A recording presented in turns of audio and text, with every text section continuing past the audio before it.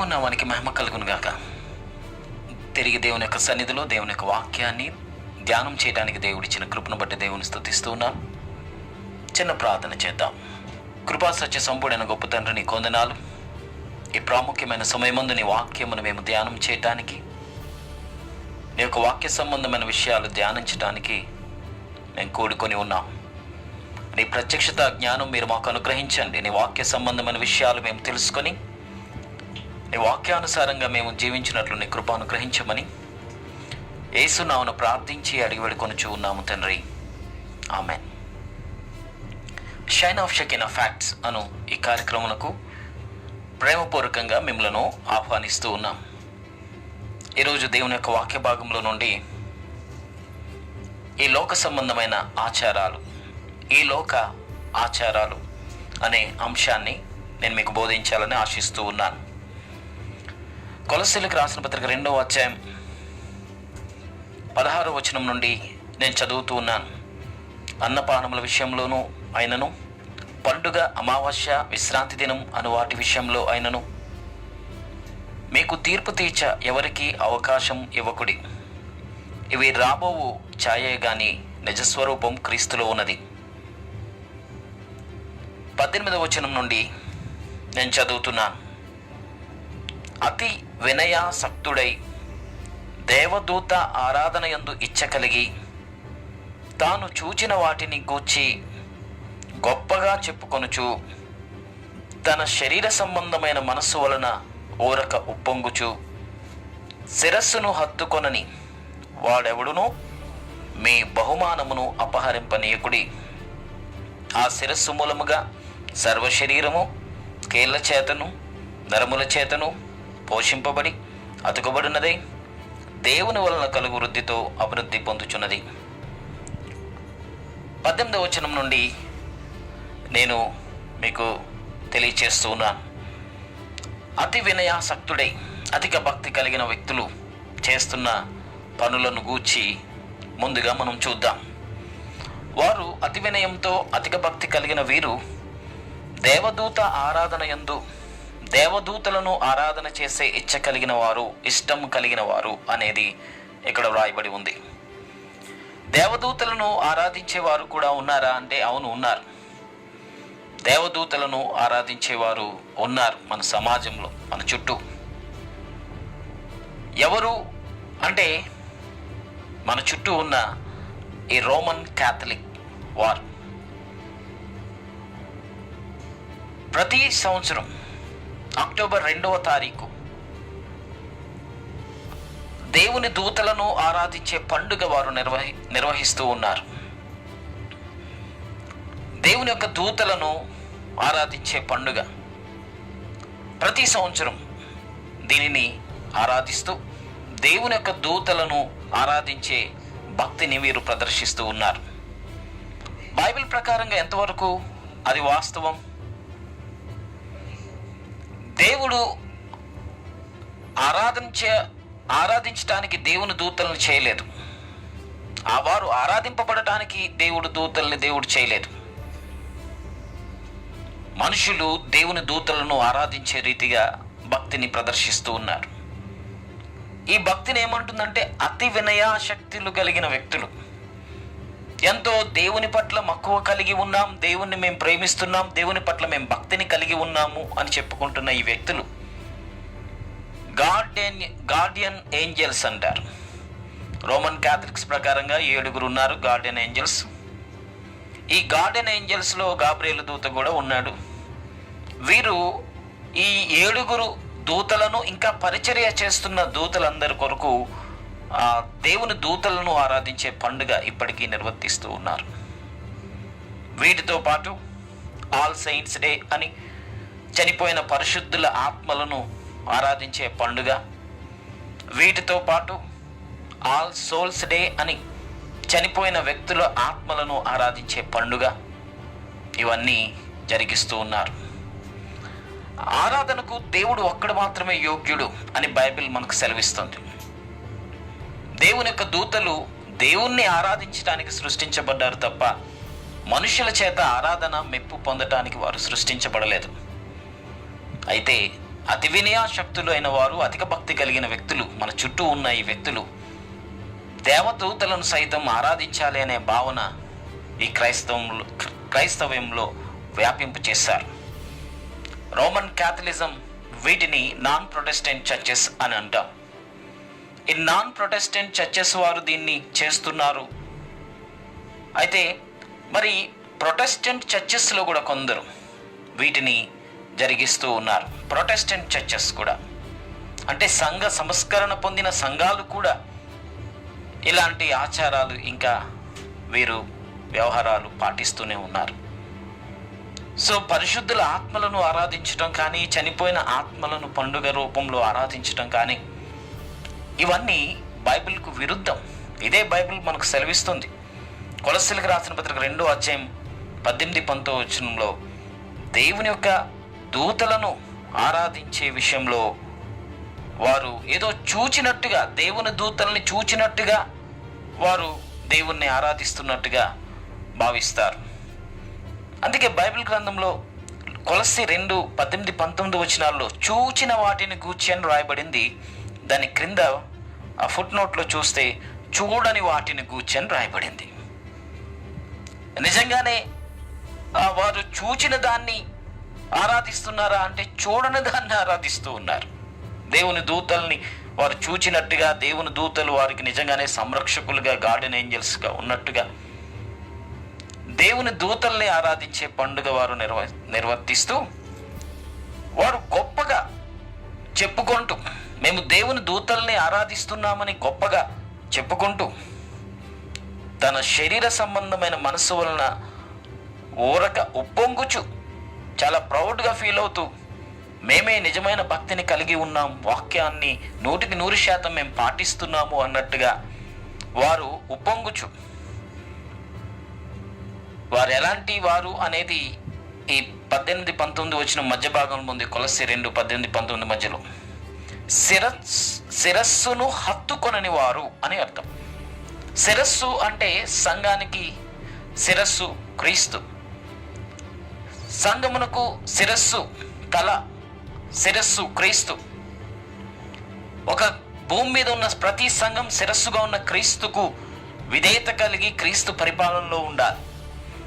కానీ వీరెవరూ కూడా క్రీస్తు శిరస్సుగా ఉన్న సంఘం కలిగిన వారు కాదు. వీరే సంఘానికి శిరస్సుగా ఉంటూ ఉన్నారు. వీరు చెప్పే నియమాలే, వీరు పాటించే విధానాలే ఇవన్నీ కూడా ఆ వాక్యానుసారం అన్నట్టుగా వారు భావిస్తూ ఉన్నారు. మత్తయి రాసిన సువార్త 22వ అధ్యాయం 29వ వచనంలో మీరు లేఖనములను కానీ, దేవుని యొక్క వచనాలు కానీ మీరు సరిగ్గా ఎరగకుండా పొరబడుతున్నారు అని యేసుక్రీస్తు ప్రభు తెలియచేసిన రీతిగా దేవుని యొక్క వాక్యాన్ని సరిగా అర్థం చేసుకోనకుండా పొరబడుతున్న ఈ వ్యవస్థ మన చుట్టూ ఉంది.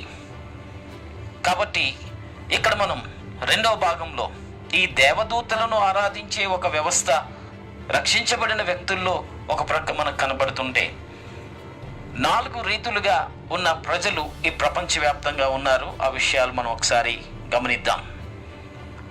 ఒక వర్గం వారు అంటే యేసుక్రీస్తు ప్రభునందు విశ్వాసం ఉంచి దేవుడు ఆత్మ, ఆయనకి ఎలాంటి స్వరూపం లేనివారు, దేవుడికి ఎలాంటి స్వరూపం లేదు, దేవుడు ఆత్మ అని భావిస్తూ వాక్యానుసారంగా ఉన్న ఒక వర్గం ప్రపంచంలో ఉన్నారు. అయితే దేవుడు అనేవాడే లేడు, అసలు దేవుడు లేడు, ఆత్మ లేడు అనే వర్గం ఇంకొక అభిప్రాయంతో ఇంకొక వర్గం మన ప్రక్కనే ఉంటూ ఉన్నారు. 3వది, దేవుడు అనేవాడు ఈ రూపంలో ఉన్నాడు, ఆ రూపంలో ఉన్నాడు అని కొన్ని ప్రతిమలను ఆరాధిస్తూ ఉన్న రీతిగా రకరకాల రూపురేఖలను దేవుడుగా మలుచుకొని ఆరాధిస్తున్న ఒక వర్గం ఇంకొక వైపు మనకు కనబడుతూ ఉంది. ఇంకొక వర్గం, ప్రమాదకరమైన వర్గం ఏంటంటే, మేము కూడా యేసుక్రీస్తు ప్రభువుని నమ్ముకున్నాం, మేము కూడా వాక్యానుసారంగానే ఉన్నాము అని అనుకుంటూ వాక్యానికి భిన్నమైన విగ్రహారాధన చేస్తున్న వ్యక్తులు, క్రైస్తవ విశ్వాసం కలిగిన వారమని, వాక్యాన్ని పాటిస్తున్నామని చెప్పుకుంటున్న వ్యక్తులు ఉన్న వర్గం ఇంకొక వర్గం ఉంది. సో 4 వర్గాలు తెలియచేశాను. దేవుడు ఆత్మ, ఆయనకి ఎలాంటి స్వరూపం లేదు అని చెబుతున్న, యథార్థత కలిగి ఆరాధిస్తున్న ఒక వర్గం. దీనికి భిన్నంగా అసలు దేవుడే లేడు అనే వర్గం. మూడవది, దేవుడు ఈ రూపంలో ఉన్నాడు, ఆ రూపంలో ఉన్నాడు అని ప్రతిమలను చేసుకుని ఆరాధించే వర్గం. ఇంకొక వర్గం, మేము వాక్యాన్నే పాటిస్తున్నామని చెబుతూ రకరకాల రూపకల్పనలతో, రకరకాల ఆరాధనలతో దేవుని వాక్యానికి భిన్నంగా ఉంటున్న వర్గాలు. ఈ 4 వర్గాలు ప్రపంచవ్యాప్తంగా మనకి కనబడుతూ ఉన్నాయి. సో ఇప్పుడు ఈరోజు ఇలా ఆరాధించాలి, దేవుడు ఇలా ఉంటాడు అనే భావనలు మానవునికి కలగటానికి గల ప్రధానమైన కారణం ఏంటి? ఎందుకు మానవుడు దేవుడు ఈ రూపంలో ఉంటాడు, ఆ రూపంలో ఉంటాడు అని రకరకాల రూపురేఖలను, మానవుడు చిత్రపటాలను, రకరకాల ప్రతిమలను చేసుకొని దేవుడు అని భావించే రీతిగా ఇలాంటి పరిస్థితి ఎలా వచ్చింది?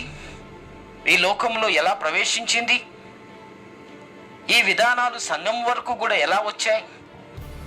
ఇలాంటి లోక సంబంధమైన ఆచారాలకు కారణాలేంటి అనేది ఈ లోక ఆచారాలు అని నేను తెలియచేస్తున్న ఈ అంశంలో, ఈ తరగతిలో మనం తెలుసుకుందాం. సో మొట్టమొదటిగా వాక్యానుసారంగా ఎందుకు ప్రతిమలు ఈ లోకంలోనికి వచ్చాయి? మనం పిలుస్తున్న ప్రతిమలు లేక విగ్రహములు, రకరకాల రీతిలుగా ఆరాధిస్తున్న ఇవన్నీ ప్రపంచంలో ఉన్న దేవుని స్థానాన్ని కలిగి ఆరాధించబడుతున్న ఈ వస్తు రూపంలో ఉన్న ప్రతి ప్రతిమను మనం గమనిస్తే ఎందుకు అవన్నీ వచ్చాయి అనేది మనం ముందుగా తెలుసుకుందాం. దేవుడు పదాజ్ఞలు ఇస్తూ ఉన్నప్పుడు నిర్గమకాండం 20వ అధ్యాయంలో 4వ వచనంలో ఒక ప్రధానమైన ఆజ్ఞ దేవుడిచ్చాడు. అది 2వ ఆజ్ఞ. మొట్టమొదటి ఆజ్ఞలో దేవుడు చెప్పాడు, నేనే దేవుడును, నేను తప్ప ఇంకొక దేవుడు అంటూ ఎవరు లేడు అని చెప్పాడు. లేడు అంటే ఇక లేడు. బైబిల్లో దేవుడు ఏ మాట చెబుతున్నాడో అది ఫైనల్. ఉన్నాడేమో, ఉంటాడేమో, ఉన్నాడు, ఇంకా పర్యాపదాలు ఏమీ లేవు. దేవుడు 20వ అధ్యాయం 3వ వచనం ప్రకారంగా నేను తప్ప వేరొక దేవుడు ఇంకెవరు ఉండకూడదు, ఎందుకు లేడు.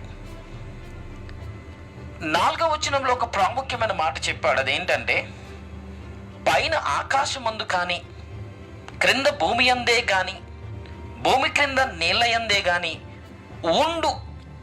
ఉన్నాయి. ఆకాశంలో, భూమి మీద, భూమి క్రింద నీళ్లలో ఉన్నాయి. ఆ దేని రూపమునైనను విగ్రహములను అయినను నీవు చేసుకొనకూడదు, వాటికి సాగిలపడకూడదు, వాటిని పూజింపకూడదు అన్నాడు. ఇక్కడ మనకు చాలా స్పష్టంగా అర్థమవుతుంది ఏంటంటే, ఆకాశ విశాలంలో రకరకాల రూపురేఖలు ఉన్నాయి. ఈ క్రింద భూమి క్రింద నీళ్లలో రకరకాల రూపురేఖలు ఉన్నాయి. భూమి మీద రకరకాల రూపురేఖలు ఉన్నాయి. అందుకే దేవుడు స్పెసిఫిక్గా చెప్తున్నాడు, పైన ఆకాశంలో ఉన్న రూపురేఖలు, క్రింద భూమి మీద ఉన్న రూపురేఖలు, భూమి క్రింద ఉన్న నీళ్లలో ఉన్న రూపురేఖలు.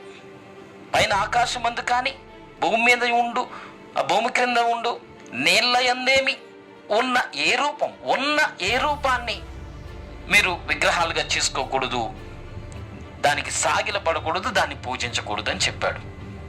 సో ఇప్పుడు మనకు అర్థమవుతుంది, పైన ఆకాశ నక్షత్రాలన్నీ కూడా ఒక్కొక్క జీవి రూపాన్ని పోలినవిగా, భూమి మీద ఏవైతే ప్రతిబింబిస్తూ ఉన్నాయో, జీవం కలిగి చలిస్తూ ఉన్నాయో, లేక రకరకాల రూపురేఖలు కలిగిన రీతిగా వస్తువులు ఉన్నాయో, అవన్నీ కూడా ఆకాశంలో ఈ భూమి కంటే ఎంతో పెద్దవిగా ఉన్న గ్రహాలు, నక్షత్రాలతో దేవుడు డిజైన్ చేసి వాటన్నిటిని, నిర్జీవమైనవి, నాన్ లివింగ్ థింగ్స్గా ఉన్న ఈ యొక్క గ్రహాలు, నక్షత్ర రాశులను దేవుడు డిజైన్ చేసి పైన పెట్టాడు. ఇక్కడ జీవం కలిగిన జంతువులు ఉన్నాయి, పైన జీవం లేని జంతువులు ఉన్నాయి. ఇలాగూ ఇక్కడ చెట్లు ఉన్నాయి, పైన చెట్లు ఉన్నాయి. ఇక్కడ రకరకాల రూపురేఖలు ఉన్నాయి, పైన రకరకాల రూపురేఖలు ఉన్నాయి. అదే బైబిల్ చెప్తుంది, ఆకాశంలో ఉండే రూపములు అని చాలా స్పష్టంగా చెప్తున్నాడు. భూమి మీద ఉండే రూపాలు, భూమి క్రింద నీళ్ళలో ఉన్న రూపాలు ఉన్నాయి అని బైబిల్ చెప్తుంది. యేసు ప్రభు చెప్తున్నాడు 10 ఆజ్ఞల్లో 2వ ఆజ్ఞ, నిర్గమకాండం 20:4 ఆ ఉన్న రూపాలు ఏవి కూడా మీరు వస్తువులుగా, విగ్రహాలుగా చేసుకోవద్దు, వాటికి సాగిలపడొద్దు, నువ్వే దేవుడు అని వాటిని పూజ చేయొద్దు అన్నాడు. ఉన్నాయి కనుక ఆ రూపాలు చేయొద్దు అన్నాడు. భూమి మీదకు విగ్రహాలు రావటానికి గల ప్రధాన కారణం అదే. ఆకాశంలో వివిధ రూపాలు కలిగిన ఈ నక్షత్ర మండలాలు, ఈ కన్యరాశి, సింహరాశి, మిథునము, మేషము, కుంభరాశి, ఈ రకరకాల రూపురేఖలలో కనబడుతున్న ఈ చిత్రపటాలుగా ఉన్న ఈ బొమ్మలను ప్రతిబింబించే రూపురేఖలు కలిగిన నక్షత్రాలు, పైన ఉన్న ఆకారం క్రింద ఉన్న కనబడే రీతిగా బొమ్మగా తయారు చేశారు మన పూర్వీకులు. దేవుడు మొట్టమొదటిగా ఆదాముకు ఈ జంతువులన్నిటికీ, ఆకాశంలో ఎగిరే పక్షులకు, పురుగులకు, జీవం కలిగి చలించే వాటన్నిటికీ పేర్లు పెట్టు అన్నప్పుడు ఆదాము ఆకాశ నక్షత్రములు చూసి, ఎందుకు కీర్తన గ్రంథం 19:1-4 ప్రకారంగా ఆకాశంలో దేవుని యొక్క మహిమను వివరిస్తూ ఉన్నాయి, అంతరిక్షం దేవుని జ్ఞానాన్ని ప్రచురపరుస్తూ ఉంది. ఆదాము మట్టి నుండి వచ్చాడు, సామాన్యంగానే ఉన్నాడు, అప్పుడే మనిషిగా తయారయ్యాడు. వెంటనే దేవుడు ఒక పెద్ద బాధ్యత ఇచ్చాడు, జంతువులన్నిటికి పేర్లు పెట్టు అని. అతి సామాన్యంగా ఉన్న ఈ వ్యక్తి చాలా పెద్ద బాధ్యత పొందుకున్నాడు. దేవుడు పెట్టమన్న పేర్లన్నిటికీ పెట్టాలి. ఎలా పెట్టాలి? ఆకాశంలో దేవుని యొక్క మహిమను వివరిస్తున్నాయి, అంతరిక్షం దేవుని జ్ఞానాన్ని బోధిస్తుంది కనుక ఆ దేవుని యొక్క మహిమలో, దేవుని యొక్క జ్ఞానానుసారంగా భూమి మీద ఉన్న వాటికి పేర్లు పెట్టడానికి ఆకాశ నక్షత్రాలు ఒక పజిల్గా ఉన్నాయి. ఆకాశ నక్షత్రాలను చూసి, ఆ నక్షత్రాలన్నీ ఏ రూపురేఖల్లో ఉన్నాయో చూసి వాటి పేర్లేంటో ఆదాము కనుక్కున్నాడు. కీర్తన గ్రంథం 147:4 దేవుడు నక్షత్రముల సంఖ్యను నియమించాడు, వాటికి దేవుడు పేర్లు పెట్టాడు. సో ఇప్పుడు భూమి మీద ఉన్న జంతువులకు ఆదాము పేర్లు పెట్టాలి అంటే ఆ పేర్లు ఆల్రెడీ పైన ఉన్నాయి. రకరకాల జంతు స్వరూపాలు కలిగినవి, పక్షులువి, ఈ భూమి మీద ఉన్న ప్రతి పదార్థానికి కలిగిన రూపురేఖలు ఆకాశంలో ఉన్నాయి. అవి ఆదాము వాటిని చూశాడు. దేవుడు ఆ నక్షత్రాలకు ఏ పేరు పెట్టాడో ఆ పేరు తెలుసుకున్నాడు. అలా పేరు తెలుసుకొని పైన ఉన్న జంతు రూపాన్ని, కింద ఉన్న జీవి రూపాన్ని చూసి సేమ్ ఒకటే రూపం ఉన్న కారణంగా పలానా పేరు అని ఆదాము పెట్టాడు. అందుకే ఆదాము పెట్టిన పేర్లు ఇది తప్పు అని దేవుడు ఆదాముతో అనలేదు. ఇంకొక పేరు మార్చి మోడిఫై చేసినట్టుగా కూడా బైబిల్లో లేదు. ఆదాము ఏ పేర్లైతే పెట్టాడో ఆ పేరు వాటికి కలిగేను. ఇంకా ఫైనలైజ్ అయిపోయింది. కారణం ఏంటంటే పైన ఆకాశం అనేది మాన్యువల్. ఆకాశం అనే దానిని దేవుడు మాన్యువల్గా పెట్టాడు. అందుకే నక్షత్ర రాసులు అనే అంశాన్ని, ఈ వీడియోస్ యూట్యూబ్లో ఉన్నాయి, క్రింద వీడియోస్ అన్నీ మీరు చూడండి. నక్షత్ర రాసులు 12 నెలలకు 12 రాసులుగా ఉన్న ఈ చిత్రపటం, కన్యరాశి నుండి, కన్యగా ఉన్న వ్యక్తి నుండి యేసుప్రభు పుడతాడు అని, అలా పుట్టబోతున్నవాడు రక్షకుడిగా ప్రాణం పెడతాడని, అలా ప్రాణం పెట్టిన వ్యక్తి పరిశుద్ధాత్మను భూమి మీద కుమ్మరిస్తాడని, యేసుక్రీస్తు ప్రభు ఆయన న్యాయాధిపతిగా రాబోతున్నాడని, ఇంకా ఆయన ఎప్పటికీ సింహరాశి వలె ఆయన పరిపాలన చేస్తాడని నక్షత్ర రాసులు అనే అంశం మీరు చూడండి. దేవుడు చిత్రపటాలన్నీ ఆకాశంలో పెట్టాడు. అందుకే ఆకాశం దేవుని మహిమను వివరిస్తుంది. దేవుడు భూమి మీద ఈ యొక్క అక్షరాలు కలిగిన ఈ బైబిల్ గ్రంథాన్ని దేవుడు రాయక మునిపే దేవుని అక్షరాలతో, దేవుని యొక్క బొమ్మలతో డెకరేట్ చేశాడు ఆకాశం. ద ప్లాన్ ఆఫ్ యాక్షన్, దేవుడు చేయబోతున్న ప్రణాళిక ఏంటి అది చూశాడు ఆదాం. అది చూసి, ఓహో నేను తప్పు చేసినా దేవుడు ఈ లోకంలోనికి రక్షకుడిగా వస్తాడా, నేను తప్పు చేసినా పర్వాలేదా, తక్కెడ ఉంది కదా, సరిగ్గా నేను చేసిన తప్పుకు సరిగ్గా దానికి సరిపడా ఆ పాపమునకు వెల చెల్లించి, తక్కెడ రాసి వెల చెల్లించి, కన్యకు పుట్టి ఆ తక్కెడ రాశి ద్వారా వెల చెల్లించి ఆయన తేలు ఆ బాధ అనుభవించి, శిక్ష అనుభవించి ఆయన మరణిస్తాడు, గాయం చేయబడతాడు. నెక్స్ట్ ఉంటుంది కదా ధనస్సు, ఆ బాణంతో గాయం చేయబడతాడు, మరణిస్తాడు. మరణించిన తర్వాత రక్షణ వస్తుంది. చేపలు మిథునం, ఆ చేపలు సంఘానికి సాదృశ్యం. ఆత్మ సంబంధమైన జలాలలో బ్రతుకుతాయి. కుంభరాశి ఆ జలాన్ని, ఆత్మ సంబంధమైన జలాన్ని ఇస్తాడు. అందుకే యేసుప్రభు అన్నాడు కదా, నేను ఇచ్చే నీళ్లు త్రాగువాడు ఎప్పటికీ దప్పికొండని. ఇదంతా ప్లాన్ ఆఫ్ యాక్షన్ ఆదాముకు అర్థమైపోయింది. ఇక నేను తప్పు చేసినా, ఇక నేను చేసిన తప్పుకి పరిహారం అంటూ దేవుడు ప్లాన్ చేసేసాడు ఆకాశ నక్షత్రాల్లో. అదే అడ్వాంటేజ్. కాబట్టి ఆదాం తప్పు చేసేసాడు. ఆదాముకు తెలుసు నరకానికి వెళ్ళడానికి. బైబిల్ కూడా నరకానికి వెళ్ళినట్టు ఏం చెప్పట్లేదు. లోక రాసిన సువార్త 3వ అధ్యాయం ఆఖరి వచనంలో ఆదాము దేవుని కుమారుడనే బైబిల్లో రికార్డ్ చేశారు. ఆదాము ఏమీ నరకానికి వెళ్ళలేదు. కాబట్టి ఆదాముకు తెలుసు తప్పు చేసిన పరిష్కారం అంతా ప్లాన్ చేసేసాడు ఆకాశ నక్షత్రాల్లో అని. కాబట్టి ఇలాగూ దేవుని యొక్క ప్లాన్ ఆఫ్ యాక్షన్ అంతా ఆకాశంలో దేవుడు పెడితే, ఆదాము జంతువులన్నిటికీ పేర్లు పెట్టడానికి ఉపయోగించాడు తప్ప పైన ఉన్న రూపురేఖలు బొమ్మల రూపంలో విగ్రహాలు చేసి దేవుని ఆరాధించలేదు. అయితే ఈ విధానాలు పైన ఉన్న రూపురేఖలు కింద భూమి మీదకి వచ్చే రీతిగా ఎలా మార్చబడ్డాయంటే, అందుకే దేవుడు ఆ రూపురేఖలు పైనున్న రూపురేఖలు కిందకి వచ్చి, కింద రూపురేఖలు పైనున్న రూపురేఖలు కింద ఉన్న రూపురేఖలు ఇవి సమానం అనే రీతిగా మనుషులు విగ్రహాలు చేయటం మొదలుపెట్టారు. లేదా బైబిల్ గ్రంథంలో కొన్ని విషయాలు నేను మీకు తెలియచేయాలని ఆశిస్తున్నాను.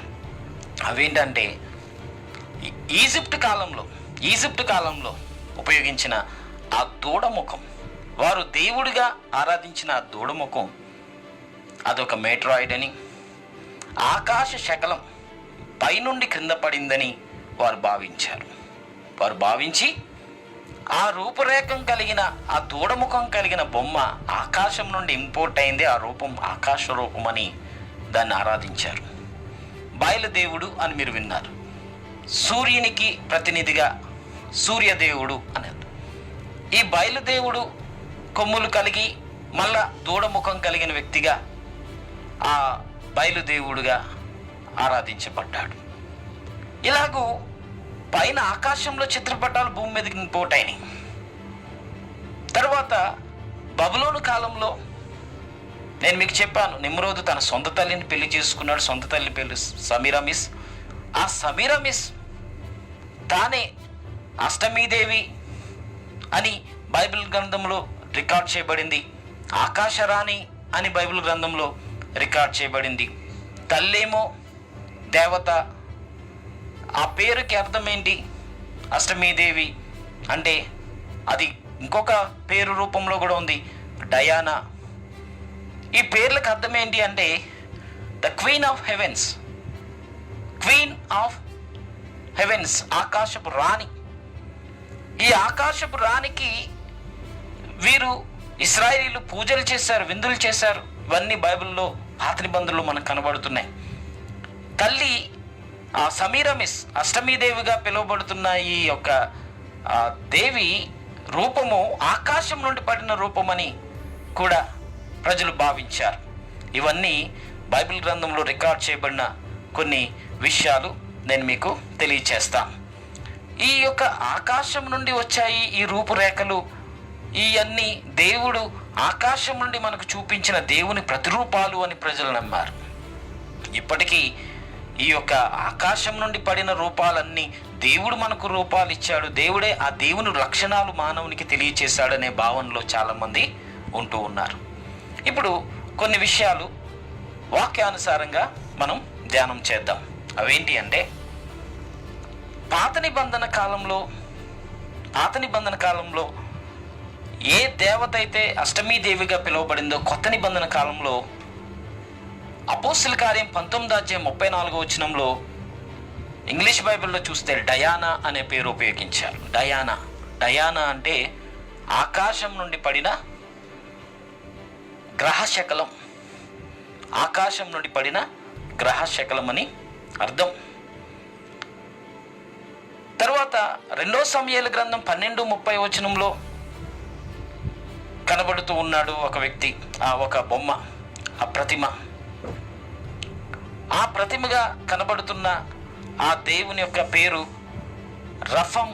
రఫం అన్నారు. రాంఫమ్ అన్నారు, తర్వాత రఫం అన్నారు. ఈ 2 పేర్లకు అర్థం వచ్చేది ఏంటంటే ఇది కూడా ఆకాశం నుండి పడిన గ్రహశకలం అన్నారు. అది ఎక్కడ నుండి పడింది అంటే ఇప్పుడు మనం శనిగ్రహం అంటున్నాం కదా, ఆ శనిగ్రహం నుండి పడిన ప్రతిమే, ఆకాశం నుండి పడిన ఆ ఫాలెన్ స్టారే దేవుడు అనే భావనలో ప్రజలు ఆరాధిస్తూ ఉన్నారు ఇప్పటికీ. అదే బయలుదేవుడిగా వారు ఆరాధిస్తూ ఉన్నారు. ఇందాక నేను మీకు చెప్పాను, అష్టమి దేవికి పాత నిబంధన కొత్త నిబంధనలో రకరకాల పేర్లతో పిలువబడిందని. ఐఎస్ అనే పదం అష్టమి దేవికి ఇవ్వబడింది. ఇస్తార్ అనే పేరు తనదే, బలిత్ అనే పేరు, అనహిత అనే పేరు, అర్తెమిస్ అంటే అర్తెమి దేవి, అర్తెమిస్ అన్న పేరు, డయానా అనే పేరు, అష్టరోతు అనే పదాలు ఇవన్నీ మనం చూసాం. ఇవి కాక ఆకాశ రాణి అని ఇర్మియా గ్రంథంలో. ఈ పేర్లన్నీ ఉన్న ఈ దేవత తల్లి సమీరమిస్ దేవత, చంద్రదేవత, కొడుకు నిమ్రోదు దేవుడు, కుమారుడు దేవుడు. ఈ 2 తల్లి కుమారులు ఇద్దరూ దేవుళ్ళుగా ఆదికాండం 10వ అధ్యాయంలో నిమ్రోదు తల్లి సొంత భార్యగా చేసుకున్నాడు తల్లిని, సమీరమిస్, ఈమె అష్టమీదేవి.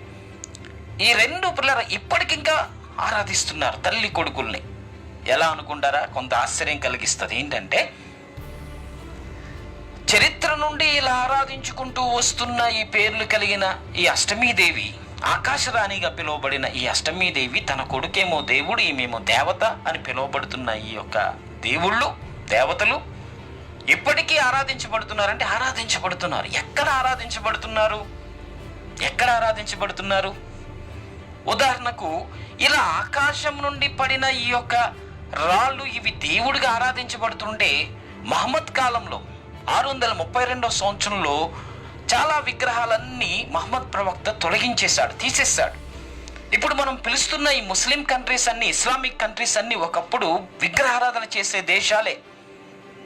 ఆ విగ్రహారాధన చేస్తున్న ఈ దేశాల్లో ఈ దేవుళ్ళు దేవతలుగా ఉన్న ఈ ప్రతిమలన్నీ మహమ్మద్ ప్రవక్త తీయించేశాడు కానీ ఒక్క ఆకాశం నుండి పడిన ఆ బ్లాక్ స్టోన్ అనేది ఉంది, దాన్ని మేట్రాయిడ్ అంటారు. ఆ మేట్రాయిడ్ని తొలగించలేదు. అది ఇప్పటికీ మక్కాలో నల్లటి గదిలో ఇప్పటికీ ఆ రాయి అలాగే ఉంది. దాన్ని ముట్టుకుంటే పాపం నుండి విమోచన కలుగుతుంది, అది పరిశుద్ధమైనదనే భావనతో ఇప్పటికీ ముస్లిమ్స్ ఆ పడిపోయిన గ్రహశకలాన్ని ఆరాధిస్తూనే ఉన్నారు. సో ఇలాగ ప్రపంచవ్యాప్తంగా ఆకాశంలో నక్షత్రాల రూపురేఖలే దేవుని రూపం అని చెప్పి పైన ఉన్న ఆకాశ నక్షత్రాల రూపురేఖలను కింద భూమి మీద మానవుడు చేయటం, ఆరాధించటం జరుగుతూ ఉంది. ఇందాక చెప్పాను కదా, తల్లి కొడుకు ఇంకా ఆరాధించబడుతున్నారు. ఎలా అంటారా? పైన ఎత్తైన కొండ మీద ఆకాశరాణిగా పిలువబడిన రాణి ఇప్పుడు మేరీమాత రూపంలో ఆకాశరాణిగా ఇప్పటికీ ఆరాధించబడుతుంది. దానికి పెట్టిన పేరు మేరీమాత. రకరకాల మాతలు, బలంగిని మాత, పుణ్యమాత, ఇంకా చాలా పేర్లు. ఎత్తైన కొండ మీద ఆ మాత, కొడుకు యేసుక్రీస్తు ప్రభు, మళ్ళా దేవుడు, తల్లి కుమారుడు ఇద్దరు దేవత దేవుడు. సాతాను మనిషిని ఎలా మోసగిస్తున్నాడంటే అసలు దేవుడు ఏ రూపాన్ని పూజలు చేయొద్దు, ఏ దేవతను పూజలు చేయొద్దు అంటే మరియా చాలా పరిశుద్ధమైన స్త్రీ, ఆమె కన్య. ఎంత పరిశుద్ధమైనదైతే యేసుక్రీస్తు ప్రభు రక్షకుడిగా పుడతాడు ఆమె గర్భంలో. వారు భావించటం మాత్రమే కాదు, ఇప్పటికీ మానవునికి దేవునికి మధ్య మరియమ్మ, మనం ప్రార్థన చేస్తే మన ప్రార్థన యేసు ప్రభుకు తెలియచేసి మనకు గొప్ప కార్యాలు చేస్తుందనే భావన. ఇదంతా కూడా ఈ లోకంలో మన చుట్టూ ఉన్న ఈ రోమన్ క్యాథలిక్స్లో కనబడతా ఉంది. రోమన్ క్యాథలిక్స్ అనగానే మనకు అర్థం అవ్వాలి, గ్రీకు రాజ్యం తర్వాత వచ్చిన రాజ్యమే. క్రమం ఒకసారి నేను తెలియచేస్తున్నాను. మొట్టమొదటిగా రాజ్యాన్ని ఫామ్ చేసి పట్టణం కట్టి గోపురం కట్టాలనుకుని నిమ్రోదు బాబేలు గోపురం కట్టాడు. కడటానికి ప్రయత్నం చేస్తే దేవుడు దాన్ని తీసివేశాడు. తర్వాత బలమైన రాజ్యం, ప్రపంచాన్ని పరిపాలించిన రాజ్యం మొట్టమొదటిగా కనబడేది ఏంటంటే ఐగుప్తు రాజ్యం. ఐగుప్తు రాజ్యం తర్వాత దానికి సమానంగా, అంటే దేవుడు ఐగుప్తు రాజ్యాన్ని ఎర్ర సముద్రంలో నాశనం చేసి ఇంకా ఆర్థికంగా అన్ని రీతులుగా నష్టం చేసి తీర్పు తీర్చాడు. తర్వాత మంచి పరిపాలన చేసి ప్రపంచాన్ని ఏలిన దేశాలు ఏంటంటే అశ్షూరులు అంటారు, అసిరియన్ కింగ్డమ్ ప్రపంచాన్ని పరిపాలించింది. ఈ అసిరియన్ కింగ్డమ్ తర్వాత వచ్చిన రాజ్యమే బబులోను రాజ్యం, ఇప్పుడున్న ఇరాక్. అప్పుడు ప్రపంచాన్ని పరిపాలన చేసింది. అబ్రహాము అక్కడ నుండి బయటకు వచ్చాడు. ఊరు అనే సిటీ ఇప్పటికీ ఇరాక్లో ఉంది, అదొక సిటీ. యెహోషువ గ్రంథం 24:3 చూస్తే కల్దీయుల దేశం నుండి విగ్రహాలు ఆరాధన చేస్తున్న ఆ దేశం నుండి అబ్రహామును దేవుడు పిలిచాడని రాయబడింది. సో అప్పటికే ప్రపంచ దేశాలకు విగ్రహాలు ఎక్స్పోర్ట్ అవుతూ ఉన్న ఇరాక్ దేశం నుండి పైన ఆకాశ రూపురేఖలను చూడటం, ఇక్కడ బొమ్మలు తయారు చేయటం. పైన ఆకాశంలో ఉన్న రూపమంట మన ఇంట్లో మంచిదంట అని ఆకాశంలో ఉన్న రూపురేఖలను బొమ్మలుగా తయారు చేస్తే ఆ బొమ్మలుగా ఉన్న రూపురేఖలు మన ఇంట్లో ఉండాలి, ఆరాధించబడాలి అని చెప్పి ప్రజలు వాటిని ఆరాధించాలి అని చెప్పి ఆ బొమ్మలను వాళ్ళ ఇంటిలోనికి గృహదేవతలుగా, ఇంటిలో ఒక పట్టణానికి దేవుడు దేవతలుగా, గ్రామ దేవతలుగా మలుచుకోవటం ప్రారంభించారు. అక్కడ నుండి అబ్రహాము వచ్చాడు. దేవుడు ఇన్ని రీతులుగా ఉంటాడా, ఇన్ని రూపాల్లో ఉంటాడా, ఇంతమంది దేవుళ్ళు ఉంటారా అని ఆలోచిస్తున్న ఈ అబ్రహాముకు దేవుడంటే ఎవరో తెలియచేయాలని, దేవుడంటే తెలుసుకోవాలని ఆశ కలిగి ఉన్న అబ్రహామును దేవుడు బయటకు పిలిచాడు. అందుకే దేశాన్ని వదిలిపెట్టి అని పిలిచాడు. ఎందుకంటే ఆ ఇరాన్ దేశం అప్పటి కాలంలో మెసపటోమియా ప్రాంతం, మెసపటోమియా కల్దీయులు ఉన్న ప్రాంతం. మెసపటోమియా అంటే 2 నదుల మధ్య స్థలం అని అర్థం. టైగ్రిస్, యూఫ్రటీస్ నదులు, ఈ నదులు ఎక్కడ కనబడతాయి? ఏదైనా తోటలో ఉన్న 4 నదుల్లో 2 నదులు, ఈ 2 నదులే ఇంకా ఇప్పటికి ఉన్నాయి, మిగిలిన 2 నదులు లేవు. నోవాహు జలప్రలయం తర్వాత ఆ ఇసుకతో ఎడారిగా కప్పబడ్డాయి. ఈ మిగిలిన యూఫ్రటీస్, టైగ్రిస్ అనే ఈ నదుల పక్కన ఉన్న ఆనుకున్న ఈ భూభాగమే ఒకప్పుడు ఆదికాండం 10వ అధ్యాయంలో షినారు ప్రాంతంగా పిలువబడింది. ఆ 2 మధ్యల భూభాగాన్ని, 2 నదుల మధ్య భూభాగం మెసపటోమియా అనే ప్రాంతం అన్నారు. ఆ ఎడారి ప్రాంతంలోనే ఇరాక్ ఉంది. ఆ ఇరాక్ ప్రాంతమే కల్దీయుల ప్రాంతం. ఆ కల్దీయులు ఆరాధించిన ఈ దేవుళ్ళే ఆ అబ్రహాము కాలంలో ఉన్నారు. అక్కడి నుండి అబ్రహామును దేవుడు వేరు చేశాడు. అలాగూ ఆ ఇరాక్ అనే ఆ పేరు ఒకప్పుడు బబులోను సామ్రాజ్యం, బాబిలోన్ కింగ్డమ్ అని పిలువబడింది. సో అక్కడ నుండి ప్రపంచవ్యాప్తంగా పిల్లలు, బబులోను సామ్రాజ్యం చిన్నది కాదు కదా. అహష్వరోషు అనే రాజు ఎస్తేర్ గ్రంథంలో కనబడతాడు. కూషు దేశం నుండి, అంటే ఇథియోపియా, ఆ మారుమూల ఆఫ్రికా ఖండంలో నుండి మన ఇండియా దేశం వరకు 127 సంస్థానాలను పరిపాలన చేశాడని రాయబడింది. ఒక్క సంస్థానం అంటే ఒక దేశం అంటే ఇప్పుడు ఉన్న పాకిస్తాను, పక్కనున్న బంగ్లాదేశ్, ఆఫ్ఘనిస్తాను, ఇవన్నీ కూడా ఒకప్పుడు మన ఇండియానే కదా. ఇలా పెద్ద పెద్ద దేశాలు కలిగిన పెద్ద పెద్ద సంస్థానాలు, అప్పుడు చక్రవర్తిగా ఉన్న వ్యక్తులు అహష్వరోషు, నెబుకద్నెజరు, వీళ్ళందరూ పరిపాలన చేశారు. అయితే ఈ బబులోను సామ్రాజ్యంలో విగ్రహాలు అనేవి ప్రపంచ దేశాలన్నిటికీ పరిపాలనలో భాగంగా మన దేవుడు, మన బబులోనీల దేవుళ్ళు అని అన్ని దేశాలకు ఎక్స్పోర్ట్ అయిపోయారు. అలాగే మన ఇండియా దేశానికి కూడా బబులోను దేవుళ్ళు వచ్చేసారు. తర్వాత బబులోను సామ్రాజ్యం పడిపోయింది. దానియేలు గ్రంథంలో మనకు తెలుసు, మాదీయులు పారసీకులు తర్వాత దర్యావేషు రాజు అయ్యాడు. మాదీయులు పారసీకుల రాజ్యం వచ్చింది. అప్పుడు దానియేలు అక్కడ ఉన్నారు. దానియేలు గ్రంథంలో చరిత్ర ఉంది. ఈ మాదీయులు పారసీకులు అంటే ఇరాన్ వాళ్ళు. ఇరాక్ అంటే బబులోను, ఇరాన్ అంటే ఈ పారసీకుల రాజ్యం. ఈ ఇరాక్ అనేది, పారసీకుల రాజ్యం అనేది మరలా బబులోను సామ్రాజ్యం ఎంతవరకు విస్తరించిందో, ఆ బబులోను రాజ్యం కూలిపోయిన తర్వాత మరలా కూషు దేశం నుండి మళ్ళీ ఇండియా దేశం వరకు ఈ ఇరాన్ దేశస్తులు పర్షియన్స్గా పరిపాలన చేశారు. అందుకే ఇరాన్ దేశస్తులు మన పరిపాలన మన ఇండియా దేశంలో కూడా చేశారు కాబట్టి ఇరాన్ దేశస్తుల ఇరానీ కేఫ్లు ఇంకా మనకి కనబడుతున్నాయి. సో వీరు కూడా ప్రపంచానికి పరిచయం చేసింది ఏంటంటే మళ్ళీ వాళ్ళ దేవుళ్ళని మళ్ళీ అన్ని దేశాలకు మీరు పాటించాలి, ఇది నియమం అని ఖరాఖండితంగా అన్ని దేశాల్లో ఇలాంటి విగ్రహారాధనను ఎంకరేజ్ చేశారు. తర్వాత కాలంలో పిల్లరా, ఈ మాదీలు పారసీకుల రాజ్యాన్ని కూలగొట్టింది ఎవరంటే అలెగ్జాండర్ ది గ్రేట్ గ్రీకు రాజు. ఈ గ్రీకు రాజు ఆ పారసీకుల రాజ్యాన్ని కూలగొట్టాడు. మన ఇండియా దేశం వరకు కూడా పరిపాలన చేశాడు. అందుకే ఇప్పుడు మనం లెక్కల్లో ఉపయోగిస్తున్నాం ఆల్ఫా, బీటా, గామా, లాంబ్డా, ఇవన్నీ పదాలు గ్రీకు పదాలు మన లెక్కల్లో ఉన్నాయి. ఆ లిటరేచర్ మన ఇండియాలోకి ఎలా వచ్చింది? గ్రీకు సామ్రాజ్యం మన ఇండియా దేశాన్ని పరిపాలన చేశారు కాబట్టి, ముఖ్యంగా అలెగ్జాండర్ ది గ్రేట్ ప్రపంచమంతా ఒకటే భాష ఉండాలి, గ్రీకు భాష ఉండాలి అనే ఉద్దేశంతో ఆ గ్రీకు లెటర్స్ అన్ని దేశాలలో ప్రచురం చేశాడు. అదే భాష మన ఇండియా దేశానికి కూడా వచ్చింది. సో ఇప్పుడు ఆ గ్రీకులు అన్న పదమే జోడియాక్. ఈ గ్రహరాశులు 12 గ్రహరాశులకు ఉన్న ఈ నక్షత్ర రాశులకు పెట్టిన పేరే జోడియాక్ అని అన్నారు, నక్షత్రాల సముదాయం.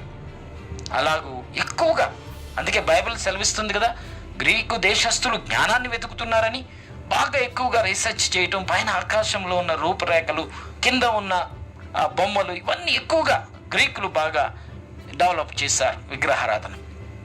ఈ గ్రీకు సామ్రాజ్యం తర్వాత వచ్చిన రాజ్యమే రోమన్ సామ్రాజ్యం.